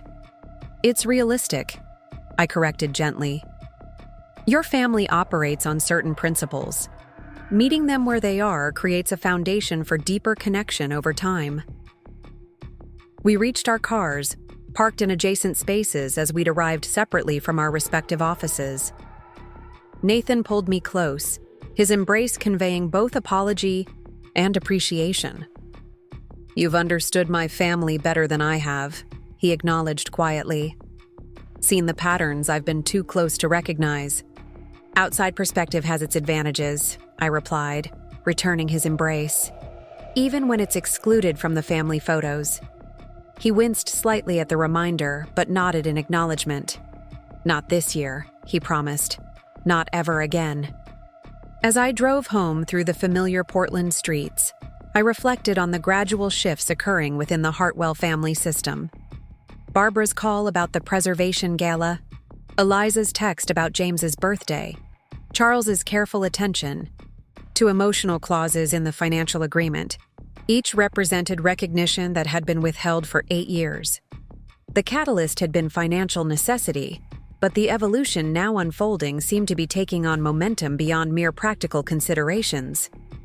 Whether it would develop into genuine acceptance remained to be seen, but the direction was promising. 3 days later, I arrived at the Hartwell estate for our scheduled sunroom consultation and preservation gala planning session. Maria greeted me with her usual professional courtesy, but with a newly added warmth in her smile. Mrs. Barbara is in the sunroom already, she informed me, taking my coat. She has been rearranging the furniture all morning to prepare for your visit. This detail, Barbara physically preparing the space rather than delegating the task, suggested an investment in our consultation beyond mere practicality. In the carefully calibrated world of Hartwell family dynamics, such efforts indicated value assignment. The sunroom occupied the southeastern corner of the estate, its wall of windows designed to capture maximum light throughout the day. The space had undeniable architectural merit, with soaring ceilings and elegant proportions, though the Mediterranean-inspired decor had indeed aged poorly. Heavy wrought iron furniture with faded terracotta cushions, ornate ceramic planters, housing struggling palms, and mosaic side tables whose colors had dulled with decades of sun exposure. Barbara was adjusting a floor lamp when I entered, turning at the sound of my footsteps. She wore casual linen trousers and a simple blouse rather than her usual formal attire for family gatherings, another subtle indication of shifting dynamics. Jennifer, thank you for coming, she greeted me with unexpected warmth. I've been experimenting with furniture arrangements to maximize the view while creating more functional conversation areas. You've got good instincts, I observed, noting the improved flow she had created by repositioning the seating. The diagonal arrangement opens the space considerably. Barbara appeared pleased by this professional validation. I've always enjoyed the spatial aspects of interior design, she admitted, though my formal training was limited to a few courses before Charles and I married. I set my portfolio on a side table and extracted the concept boards I had prepared. I've developed 3 potential directions for the space, I explained. Each preserves elements of the Mediterranean character while updating the execution for contemporary living. We spent the next hour discussing design possibilities, Barbara engaging thoughtfully with each concept, asking intelligent questions about materials and functionality. She demonstrated a surprisingly sophisticated understanding of design, principles beneath her traditional aesthetic preferences. The textural approach in the second concept resonates most strongly, she decided finally. The layered neutrals with strategic color accents preserve warmth without heaviness, and the performance fabrics address the practical concerns of a sun-exposed space. Exactly, I agreed, impressed by her precise articulation of the design. Intent. We could incorporate some existing elements, perhaps refinishing the wrought iron pieces with a more contemporary finish, and reupholstering with these textiles. Preserving while reimagining, Barbara nodded. Rather appropriate given our circumstances. The parallel to the family's current situation wasn't subtle, but it created a comfortable metaphorical framework for our evolving relationship. Discussing family dynamics directly remained challenging for Barbara, but addressing them through the lens of design made the conversation accessible. Maria brought lunch on a tray, a light salad with grilled salmon and fresh bread, accompanied by sparkling water with lime. We transitioned smoothly from the sunroom redesign to planning for the preservation gala as we ate. The Hartwell table has always featured prominently in the room, Barbara explained, spreading out photographs from previous year's events. Typically, we host 16 guests, family members and selected business or social connections who align with the family's interests. I studied the photos, noting the meticulous attention to detail in everything from floral arrangements to the carefully coordinated color scheme. The Hartwell presentation at these events was clearly a significant expression of Barbara's social identity. The theme this year offers interesting possibilities, I observed. Honoring legacy, embracing change, suggests a thoughtful balance between tradition and innovation, perhaps reflected in the table design through contrasting elements that complement rather than compete. Barbara's eyes lit with genuine interest. Yes, exactly. Perhaps incorporating some Hartwell family artifacts within a contemporary setting. The visual representation of continuity within transformation. We could display historical photographs or documents in modern frames, I suggested, creating a timeline that shows the family's evolution alongside Portland's development. Charles has his grandfather's original architectural drawings of the downtown district, Barbara mentioned, warming to the concept. They could be paired with current images showing what remains and what has changed. We continued developing the concept, our conversation flowing with surprising ease given our history of careful distance. Barbara demonstrated genuine respect for my professional expertise, while I acknowledged her deep understanding of the social context and family history that would inform our design. As our planning session concluded, Barbara surprised me with an unexpected question.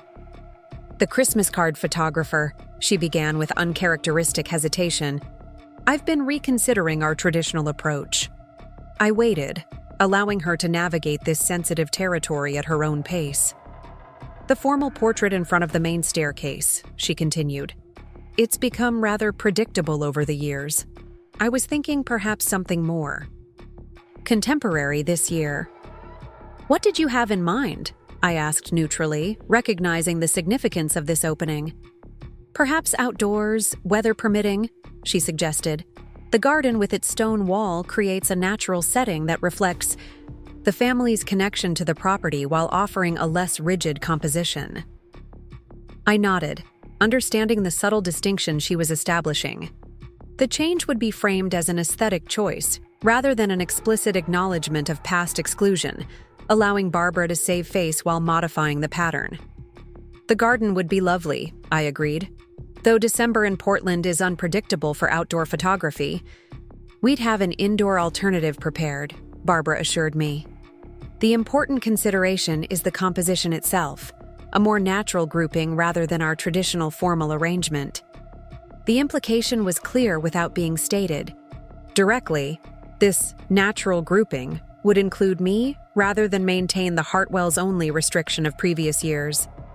Barbara was creating a path toward inclusion that preserved her dignity while addressing the fundamental issue. I think that sounds refreshing, I offered, accepting her indirect invitation. Change can revitalize tradition rather than diminishing it. Barbara nodded, appearing relieved by my willingness to engage with her framing rather than demanding explicit acknowledgement of past exclusion. Jennifer, she said suddenly, setting aside her notes on the gala planning. I realize we've never properly discussed certain aspects of family traditions and how they may have been perceived. This direct approach was unprecedented. Barbara typically navigated sensitive topics through implication and indirect reference rather than explicit address. Some patterns become established over time, she continued carefully, without sufficient consideration of their impact or meaning, the Christmas photographs being one example. I maintained a neutral expression, allowing her the space to continue this difficult acknowledgement without interruption. When Nathan first married, the continuation of the bloodline-only photograph seemed natural, a tradition extending from previous generations, she explained. But traditions should evolve as families evolve. Our failure to recognize that has been an oversight. The admission, however carefully phrased, represented significant movement in Barbara's willingness to acknowledge the exclusionary nature of family practices. Not quite an apology, but a meaningful step in that direction. I appreciate your reflection on this, Barbara, I replied simply. Traditions have value when they strengthen family bonds rather than creating divisions. She nodded, seeming relieved by my measured response. The photographer is scheduled for the first Sunday in December, she confirmed. I hope you'll be available to join the family portrait session. I will, I assured her, accepting the invitation without fanfare or resentment for its belated arrival. As I gathered my materials to leave, Barbara accompanied me to the door herself, another departure from her usual practice of having Maria escort guests out. Your design concepts for the sunroom are excellent, she commented as we walked through the main hall. Charles will be pleased with the direction we've chosen. I'll have my team develop detailed plans based on our discussion, I promised. We can review materials samples next week if that works with your schedule. At the door, Barbara hesitated momentarily before speaking. The financial agreement has been fully executed, she mentioned. Charles completed the final signatures yesterday. Yes, I acknowledged. The arrangements should provide stability while preserving what matters most about the estate.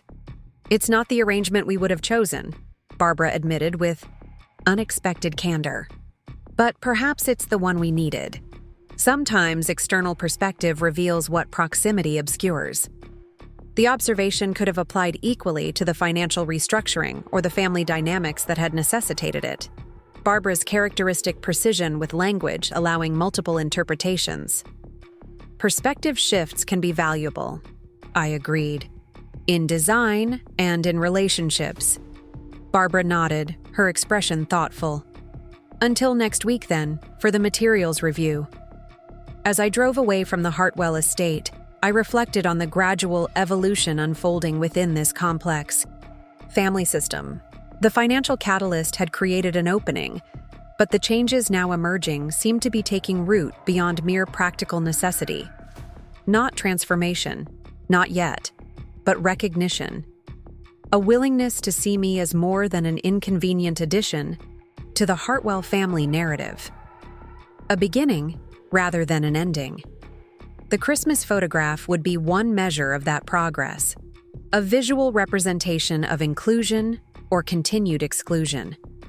But the true indicator would be whether the recognition, currently extended under financial necessity, could evolve into authentic acceptance over time. For now, the sunroom redesign provided a perfect metaphor for the process underway, preserving structural elements while updating outdated patterns, honoring legacy while embracing necessary change. The result remained to be seen, but the direction was promising. November in Portland arrived with characteristic gray skies and persistent drizzle, the city settling into its winter rhythm of cozy cafes and rain-slicked streets. Work on the Hartwell sunroom had begun the previous week, the space carefully emptied of its dated furnishings and prepared for transformation. Barbara had surprised everyone by requesting daily progress photos, demonstrating an investment in the renovation process that suggested deeper engagement than mere property maintenance. The preservation gala was now just 2 weeks away, and Barbara and I had developed a concept that balanced Hartwell legacy with contemporary design. Historical architectural drawings paired with current photographs, artifacts displayed in modern cases, and a color scheme that referenced traditional Hartwell blue while introducing contemporary accents. "The timeline display is extraordinary," Barbara commented during our final planning session in her morning room. Seeing Charles's grandfather's original sketches alongside current images of the buildings creates precisely the narrative we wanted, continuity through change rather than despite it. "The modern framing technique highlights the historical documents without overwhelming them," I explained, showing her the prototype our fabricator had created. "Conservation-grade materials ensure the originals remain protected while on display." Barbara nodded with evident approval. "You've managed to honor the historical significance while creating something visually compelling for modern audiences. Precisely what preservation should achieve." The compliment was delivered with professional appreciation rather than personal warmth, but represented significant evolution in our relationship nonetheless. Barbara now engaged with me primarily through shared interests in design and preservation, rather than the careful distance that had characterized our previous 8 years of interaction. "The guest list has been finalized," she continued, shifting topics with her characteristic efficiency. 16 attendees, including family members. I've placed you between Senator Harmon and Catherine Ellis from the Historical Society. Both have expressed interest in your preservation approach at the Oceanside Hotel." This deliberate positioning, placing me between influential contacts rather than at the periphery of the Hartwell social circle, represented another small but significant shift in Barbara's perception of my role. No longer merely Nathan's wife to be accommodated, but a professional with valuable connections to cultivate. As our planning session concluded, Charles appeared at the doorway, his expression suggesting he had deliberately timed his arrival to coincide with my departure. "Jennifer," he greeted me with newfound directness. "The sunroom progress looks promising. Barbara has been sharing the daily updates." "The demolition phase is complete," I confirmed. "The structural elements are sound, as expected. New materials arrive next week for the transformation phase." Charles nodded, his attention focused on the preservation gala materials spread across the table. "The historical drawing display is an excellent concept," he observed. "My grandfather would have appreciated seeing his work contextualized this way." "The juxtaposition creates a compelling narrative about architectural evolution," I replied. "Preservation balanced with adaptation rather than mere conservation."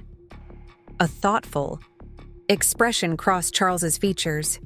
"Rather like our current financial arrangement," he noted with unexpected candor. "Preserving what matters through necessary adaptation." The parallel was striking, Charles explicitly acknowledging the connection between our professional collaboration on the gala and the personal dynamics that had necessitated our financial restructuring. Another small step toward authentic engagement rather than careful avoidance. "The joint ownership structure seems to be functioning smoothly," I observed, accepting his opening to discuss the arrangement directly. "Yes," he agreed. "Our financial advisors were initially skeptical, but the arrangement has provided stability while preserving dignity, not insignificant considerations at this stage of life." The admission that dignity mattered alongside financial concerns offered insight into Charles's priorities that had previously been obscured by his businesslike exterior. "If you have time," he continued with uncharacteristic hesitation, "there's a matter I'd like to discuss privately before you leave." Barbara glanced between us with subtle curiosity, but demonstrated her evolving adaptability by standing gracefully. "I should check on Maria's progress with the luncheon preparations," she announced, creating a natural exit that would have been unthinkable months earlier. Barbara Hartwell voluntarily removing herself from a significant family conversation. Once she had departed, Charles gestured to the chairs by the bay window. "This won't take long," he assured me as we seated ourselves, but it seemed appropriate to address directly, rather than through intermediaries. I waited, recognizing the careful consideration in his tone that suggested he had rehearsed this conversation mentally before initiating it. "The Christmas portrait," he began, confirming my suspicion about the topic. Barbara mentioned she's discussed changing the approach this year. Yes, I acknowledged. She suggested a more contemporary composition, possibly in the garden, weather permitting. Charles nodded, his hands resting carefully on his knees, a businessman's composed posture that nevertheless betrayed tension in the slight rigidity of his shoulders. The bloodline-only tradition, he continued with uncharacteristic directness, was originally my mother's practice, not something Barbara initiated. I want to be clear about that historical fact. This was unexpected. Charles rarely discussed family history beyond carefully curated anecdotes about business accomplishments or social connections. This unprompted clarification suggested he had been reflecting on the exclusionary practice more deeply than I had realized. When Barbara and I married, he explained, my mother insisted on maintaining separate photographs, family bloodline, distinct from married editions as she termed it. Barbara simply continued the practice she had experienced herself. The context didn't excuse 8 years of exclusion, but offered perspective I hadn't previously considered. Barbara had herself been an addition, subjected to the same treatment she later perpetuated, a cycle of exclusion rather than a practice she had originated. That doesn't justify its continuation, Charles acknowledged, seeming to read my thoughts. But context matters when addressing established patterns. Barbara was maintaining what she understood to be Hartwell tradition rather than deliberately creating an exclusionary practice. I appreciate the clarification, I replied, carefully. Understanding origins helps inform positive change. Charles studied me with newfound attentiveness, his businessman's assessment now focused on understanding rather than dismissal. You've handled this situation with remarkable restraint, he observed. The financial leverage you acquired could have been wielded far more punitively given the circumstances. Punishment wasn't the objective, I reminded him. Recognition was. He nodded slowly, accepting this distinction. A difference that matters significantly in outcomes. Business disagreements approached as opportunities for mutual benefit rather than victories to be won typically yield more sustainable results. The conversation had shifted to familiar territory for Charles, business principles and negotiation strategies, but with personal implications that represented meaningful engagement rather than emotional distance. The photographer is scheduled for December 5th, he continued, returning to the original topic. I want to personally ensure there's clarity about the composition this year. The full family, no exceptions or subdivisions. The direct statement, coming from Charles rather than Barbara, carried the weight of patriarchal authority in the traditional Hartwell family structure. Not that Barbara would oppose the decision, but Charles's explicit position represented public alignment that reinforced the change. That clarity is appreciated, I acknowledged simply. 8 years is too long, he added unexpectedly, the closest either Hartwell parent had come to directly acknowledging the inappropriate nature of my previous exclusion. Some traditions deserve reconsideration rather than perpetuation. As I drove from the Hartwell estate to my design studio afterward, I reflected on this latest evolution in the family dynamic. Charles's explanation didn't erase 8 years of exclusion, but offered context that shifted my understanding from deliberate rejection to unquestioned continuation of established patterns. The distinction didn't change the impact, but provided perspective on the origins that helped frame the current changes more constructively. My phone rang through the car's Bluetooth system, Nathan calling from his office downtown. How was the final gala planning session? He asked after I answered. Productive, I replied. Your mother has fully embraced the honoring legacy while embracing change theme.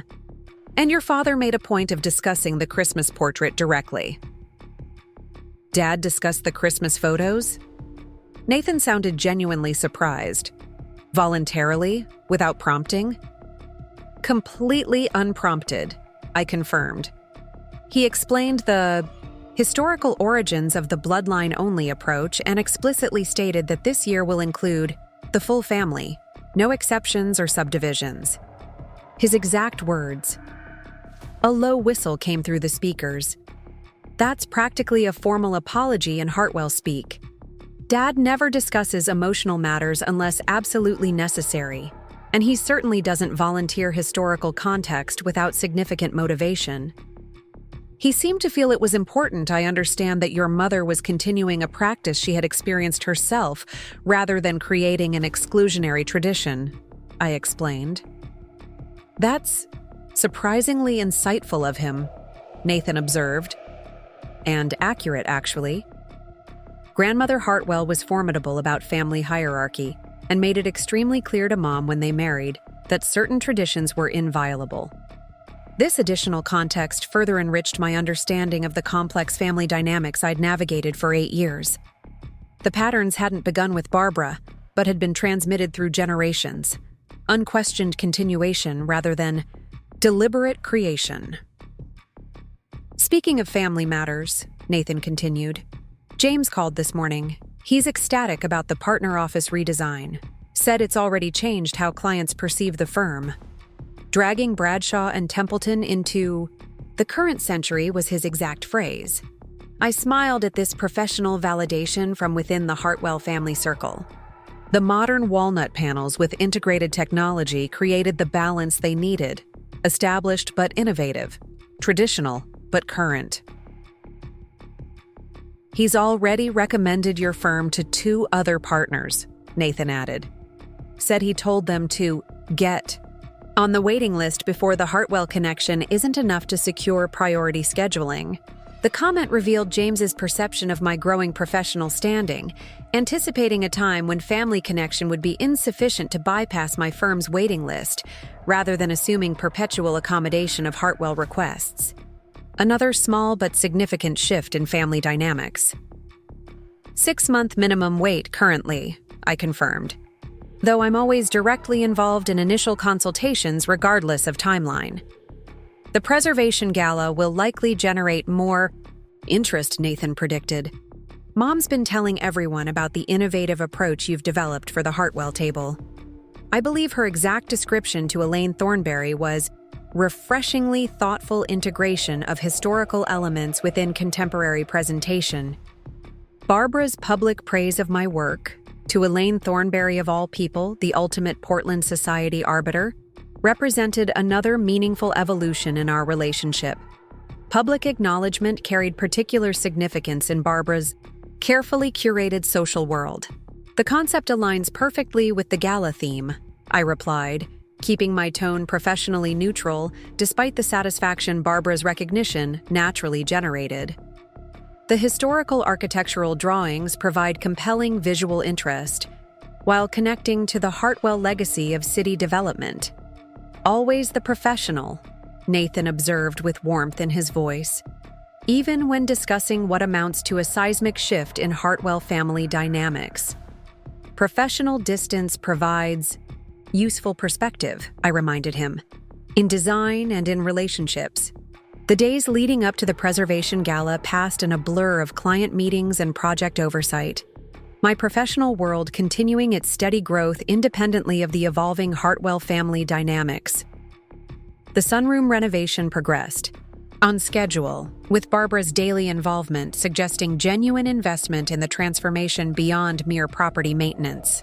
The textural contrast between the plastered walls and the natural wood elements is exactly right, she commented during our weekly site visit.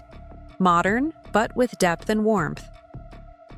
The custom lighting will further enhance that relationship, I explained, showing her the specialized fixtures that would be installed the following week. Directed illumination that highlights architectural features while creating ambient warmth. You have an exceptional eye for these relationships, Barbara observed. The balance between elements, the conversation between materials. It's quite remarkable. The compliment, delivered with genuine appreciation rather than social politeness, suggested Barbara was engaging with my professional expertise on its own merits rather than through the lens of family obligation. Another, small step toward authentic recognition. The evening of the preservation gala arrived crisp and clear, the November rain temporarily suspended as though accommodating the gathering of Portland's preservation community. The historic Montgomery Hotel had been transformed for the occasion, its grand ballroom glittering with subtle lighting that highlighted the architectural details while creating intimate ambiance for the formal dinner. I arrived with Nathan, wearing a midnight blue gown that complemented the Hartwell table's color scheme without explicitly matching it. A deliberate choice that acknowledged coordination while maintaining independent identity.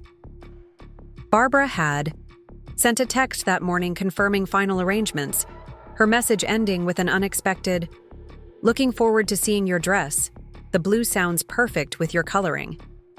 The personal observation, acknowledging me as an individual with specific attributes rather than a generic addition to the family unit, represented another small evolution in our relationship. Not warmth exactly, but personalization beyond functional necessity. The Hartwell table was positioned prominently near the center of the ballroom, its design drawing appreciative attention from other attendees as they circulated during the pre-dinner reception. The historical architectural drawings displayed in contemporary frames created a compelling visual narrative, while artifacts from Hartwell development projects provided three-dimensional interest within modern display cases. "Jennifer, this is extraordinary," Catherine Ellis from the Historical Society commented as she examined the timeline display. "You've created a perfect visual representation of this year's theme. The juxtaposition of historical documents within contemporary presentation is masterfully executed." "The concept developed naturally from discussions with Barbara," I replied, acknowledging my mother-in-law's contribution with professional courtesy. Her insights into the family's historical connection to Portland's development informed the narrative approach. Barbara, standing nearby in conversation with the mayor's wife, glanced over at the mention of her name. Rather than the subtle dismissal that would have characterized her response in previous years, she smoothly excused herself and joined our conversation. "Jennifer's design expertise transformed our initial concepts into this cohesive presentation," she stated with unexpected generosity. "Her ability to balance historical significance with contemporary relevance is precisely what preservation should achieve." The public credit, delivered to an influential member of Portland's preservation community, represented significant evolution in Barbara's willingness to acknowledge my professional contributions. No longer minimizing my role or maintaining careful distance, but explicitly recognizing my expertise in a context that mattered within her social world. As dinner commenced, I found myself seated between Senator Harmon and Catherine Ellis as Barbara had arranged, my position at the table reflecting deliberate integration rather than peripheral accommodation. The conversation flowed naturally, through topics of preservation, design, and Portland development, with Barbara occasionally directing questions or comments my way to highlight relevant expertise, a social orchestration technique she had previously employed only for family members she wished to showcase. Jennifer's firm has pioneered an approach to adaptive reuse that maintains historical integrity while creating thoroughly contemporary functionality, she mentioned during a discussion of waterfront development. The Oceanside Hotel project exemplifies this balance beautifully. Charles, seated across from us, nodded in agreement. "The economic viability of preservation depends on precisely this balance," he observed. "Honoring historical significance while adapting to current needs rather than treating buildings as museum pieces." The professional acknowledgement from both Hartwell parents, delivered naturally within social conversation rather than as performative inclusion, suggested evolution beyond strategic accommodation toward genuine recognition.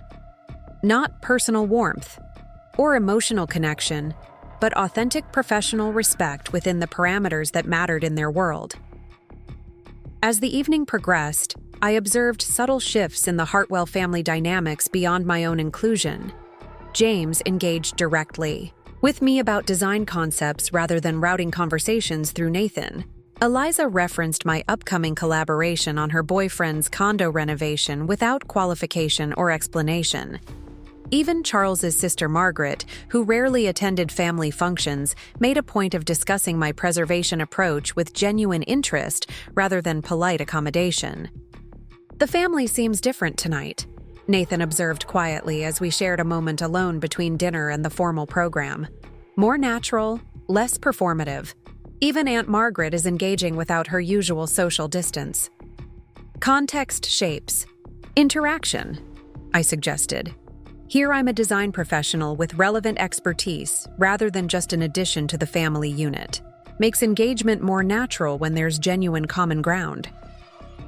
Nathan considered this thoughtfully. "That's insightful, but I think it's more than that.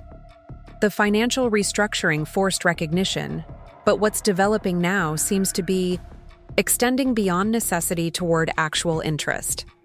Mom genuinely values your design perspective, not just because she needs to, but because she's finally allowing herself to see it."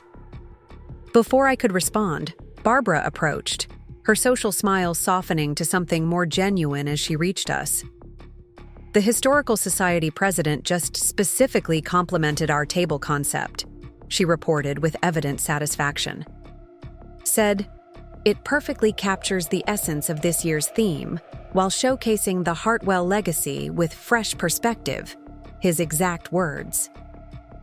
"The historical narrative created a natural framework," I acknowledged. "Your insights into which elements carried most significance greatly informed the concept."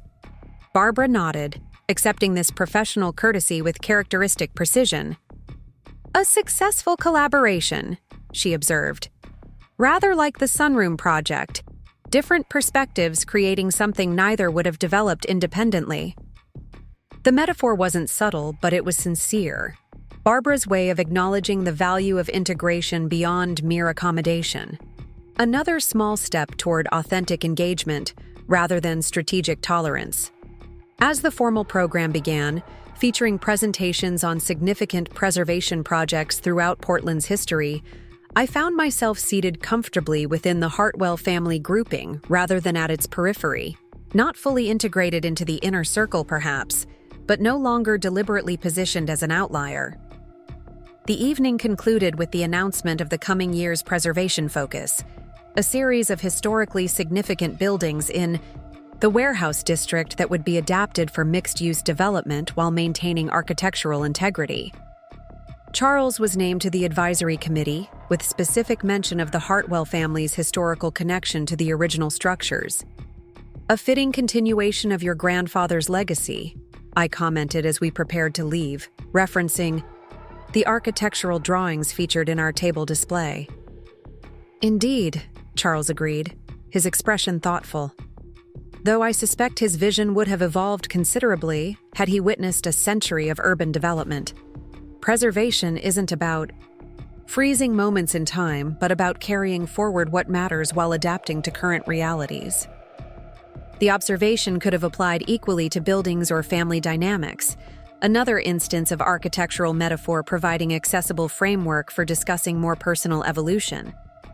Charles had never been directly emotional, but his increased willingness to engage through these parallel discussions suggested meaningful development beyond mere strategic accommodation.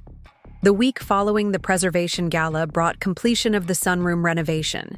The space transformed, from dated Mediterranean heaviness to contemporary warmth that honored the original architectural intent while updating its execution.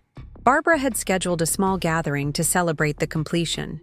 Family members and a few close friends invited to view the transformation while enjoying cocktails and light refreshments. "It's remarkable," Eliza commented as she circulated through the renewed space. "Completely different, yet somehow exactly what it should have been all along.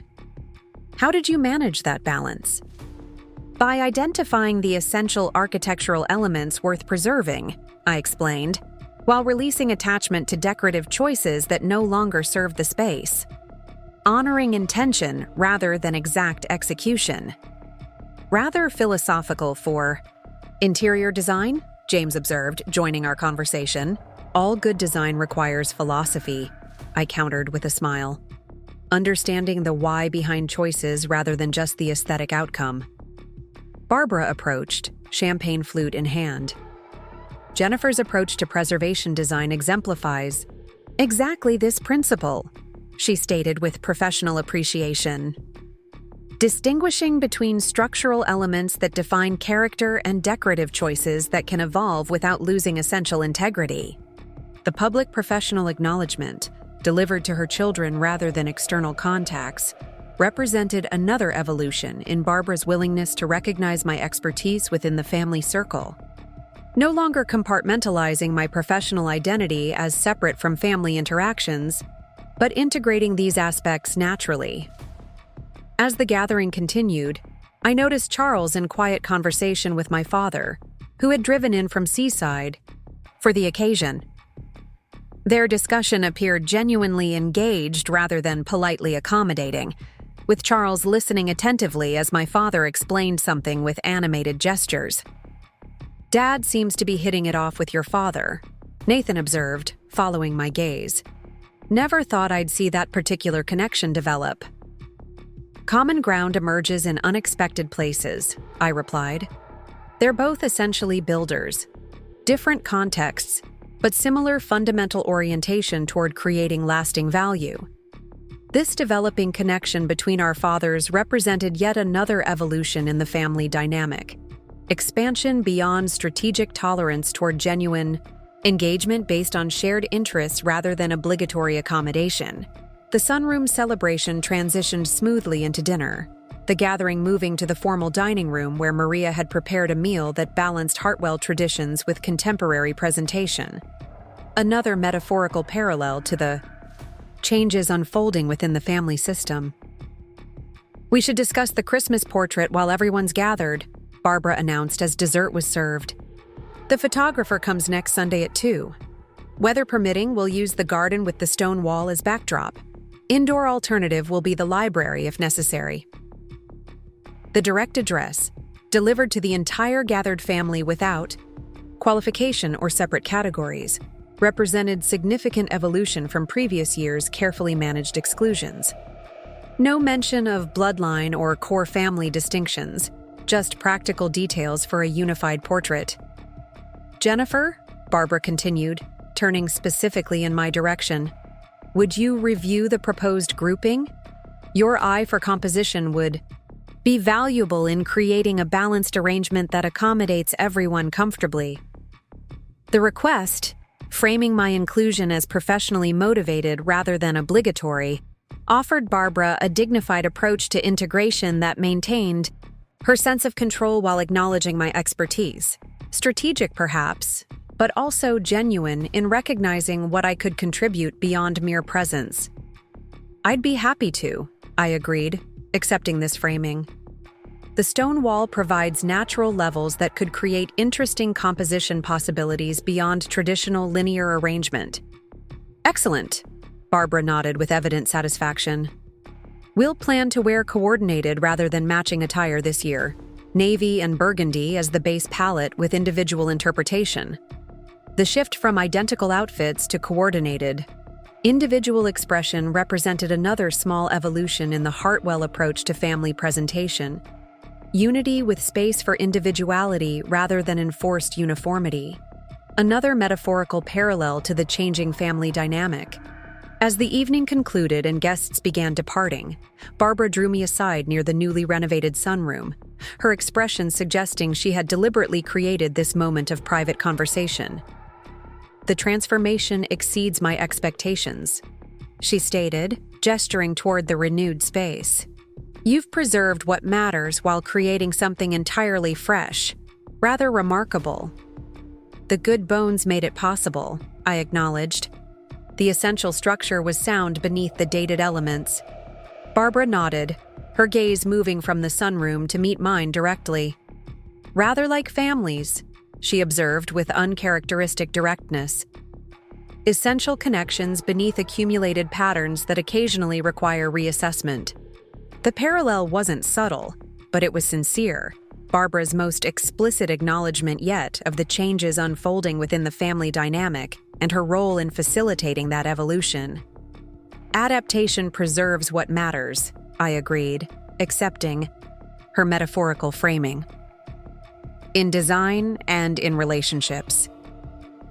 Barbara studied me with newfound directness, her social mask momentarily lowered to reveal genuine consideration beneath. "The Christmas portraits," she said suddenly, returning to the topic that had symbolized my exclusion for 8 years. The bloodline-only approach was never my creation. It was my mother-in-law's practice that I simply continued without sufficient consideration of its implications. This direct acknowledgement, beyond Charles's historical context or her own indirect references, represented significant evolution in Barbara's willingness to address the exclusionary pattern, explicitly rather than through metaphor or implication. Charles explained the historical context, I acknowledged, allowing her this opening without demanding further contrition. "Context explains but doesn't justify," Barbara stated with surprising clarity.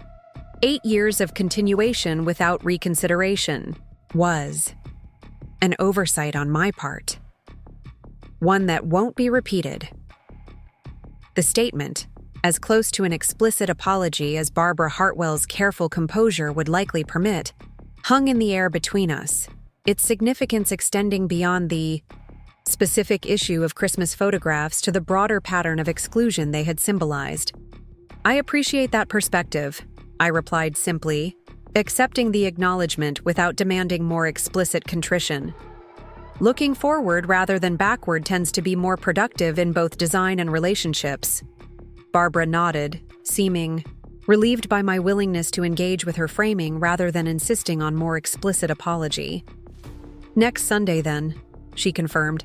2 o'clock for the portrait session. The December morning of the Hartwell family Christmas portrait dawned clear and cold, rare winter sunshine illuminating the garden where the photographer was arranging lighting equipment and reflective panels.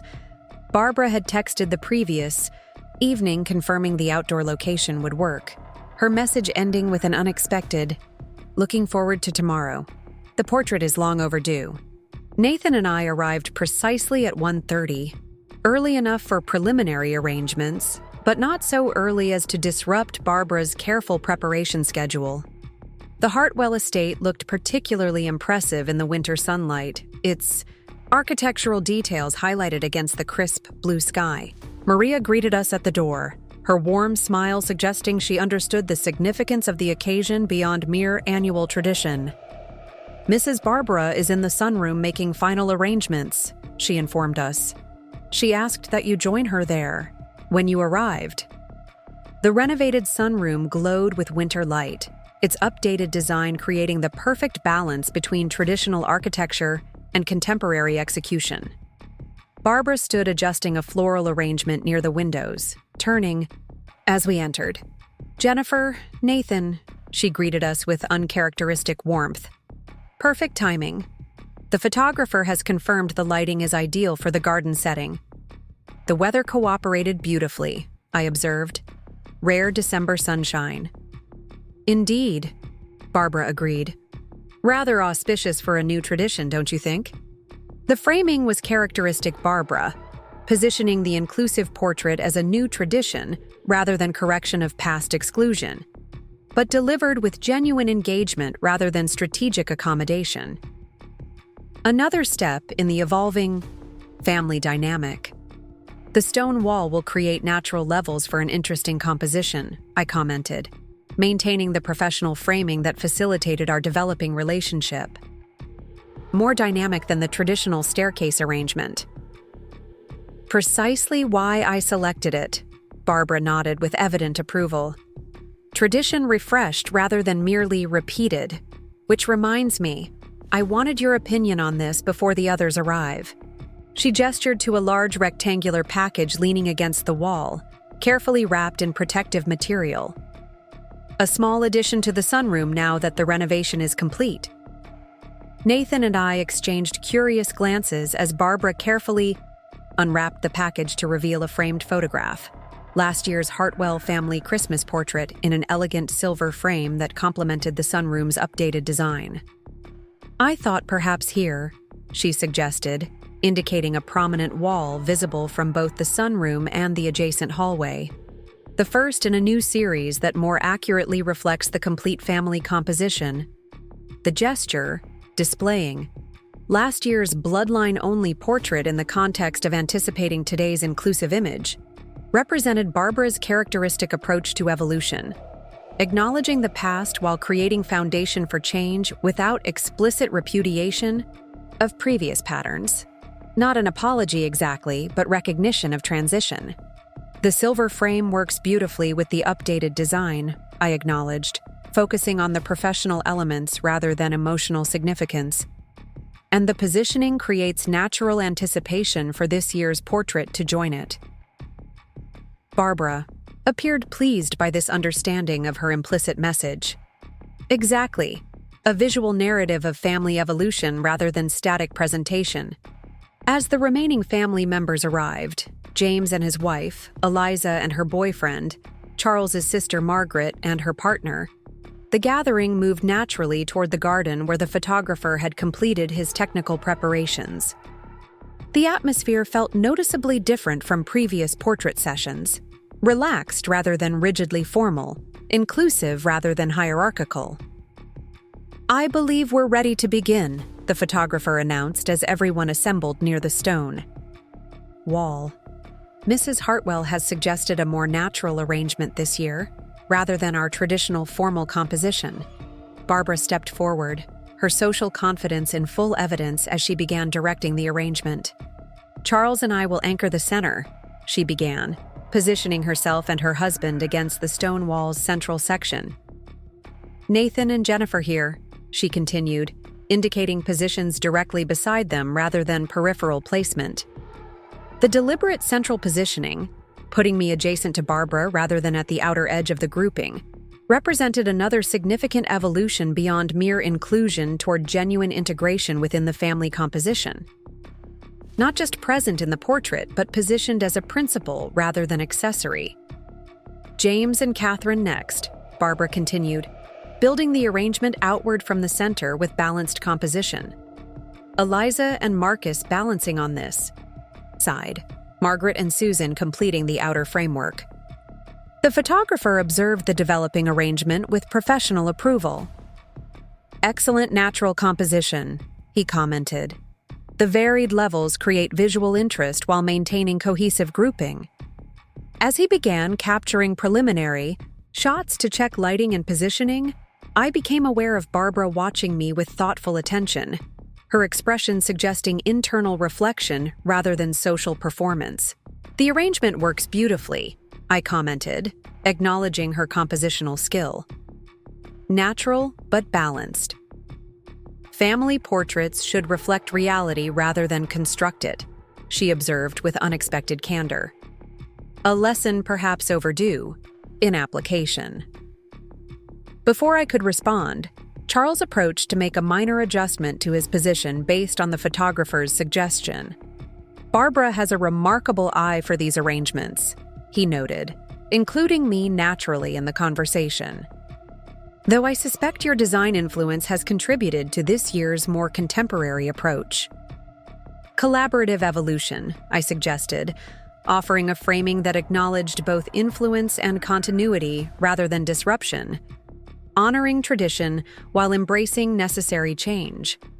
Barbara's expression suggested appreciation for this diplomatic articulation. "Precisely the balance we've attempted to achieve," she agreed, "in the portrait and beyond." The photographer called for everyone's attention as he prepared for the formal shots, the family naturally settling into the arranged composition with a comfort that suggested authentic connection rather than performed presentation. No rigid positioning or forced expressions, but natural engagement within the carefully balanced framework. "Perfect," the photographer announced after capturing several variations. "The composition has both structure and natural flow. Quite different from your traditional portrait style, but remarkably effective." "Sometimes tradition benefits from thoughtful reconsideration," Barbara observed, her gaze briefly meeting mine with unexpected directness. "Preserving what matters while allowing for necessary evolution." As the portrait session concluded, and the family moved inside to warm themselves with hot cider that Maria had prepared, I lingered briefly in the garden, observing the Hartwell estate against the winter sky. The property remained the same physical structure it had always been, yet my relationship to it had transformed completely over the past months, from excluded outsider to integral participant in determining its future. Nathan joined me, his arm slipping comfortably around my waist as we stood together in the December sunlight. 8 years, he observed quietly. 8 years of waiting outside while these photos happened without you. And now? I prompted, curious about his perception of the changed dynamic. Now it seems impossible it was ever any other way, he replied simply. Mom positioned you right beside her, not peripheral, not merely included, but central to the composition. Physical positioning reflecting evolving perception, I observed, though the journey isn't complete. Nathan nodded thoughtfully. Evolution, rather than revolution. Gradual but meaningful change. As we turned to join the others inside, Barbara appeared in the doorway, her expression suggesting she had deliberately sought us out, rather than sending Maria to summon us. Jennifer, she called, the photographer would like your input on selecting the final image for printing. He values your design perspective on composition and lighting. The request, framing my participation as professionally motivated rather than obligatory, offered Barbara a dignified approach to inclusion that maintained her sense of control while acknowledging my expertise. Strategic, perhaps, but also genuine in recognizing what I could contribute. Of course, I agreed, accepting this framing. Lighting considerations are particularly important for winter outdoor portraits. As we walked toward the house together, Barbara added with unexpected candor, the portrait marks a beginning rather than an ending, you understand. One visible representation of evolution still in progress. The acknowledgement that inclusion in the Christmas photograph represented a step in an ongoing process rather than complete resolution demonstrated Barbara's growing willingness to engage directly with the changing family dynamic rather than through careful avoidance or metaphorical reference. The most meaningful transformations typically evolve gradually, I observed, maintaining our shared metaphorical framework, in design and in relationships.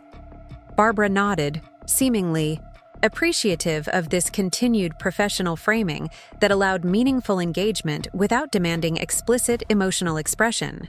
The sunroom renovation provides an apt metaphor, she noted as we entered the house. Preserving structural integrity while releasing outdated patterns that no longer serve the essential purpose. The Hartwell family had gathered in the newly renovated sunroom, the winter light illuminating the transformed space as they reviewed preliminary images on the photographer's digital display. The portrait captured exactly what Barbara had described: structured composition with natural flow, traditional elements with contemporary execution, formal without being rigid. More significantly, it showed me positioned naturally between Nathan and Barbara, integrated within the family grouping rather than peripherally included, not merely present in the photograph, but visibly belonging within its composition. As I joined the gathered family to offer professional input on selecting the final image, I reflected on the journey that had brought us to this point. The financial catalyst had created an opening, but the changes now unfolding had developed momentum beyond mere practical necessity toward something more authentic. Not complete transformation, not yet, but meaningful evolution in the right direction. The Christmas portrait would take its place in the silver frame Barbara had prepared, visual evidence of changing family dynamics. Not the culmination of our journey, but a significant milestone marking progress toward genuine inclusion rather than strategic tolerance. As Barbara had wisely observed, a beginning rather than an ending. Evolution still in progress, with the most meaningful development yet to come. The gradual transformation from recognition based on necessity toward authentic acceptance based on genuine value. A journey worth continuing, one thoughtful step at a time. Up next, you've got two more standout stories right on your screen. If this one hit the mark, you won't want to pass these up. Just click and check them out.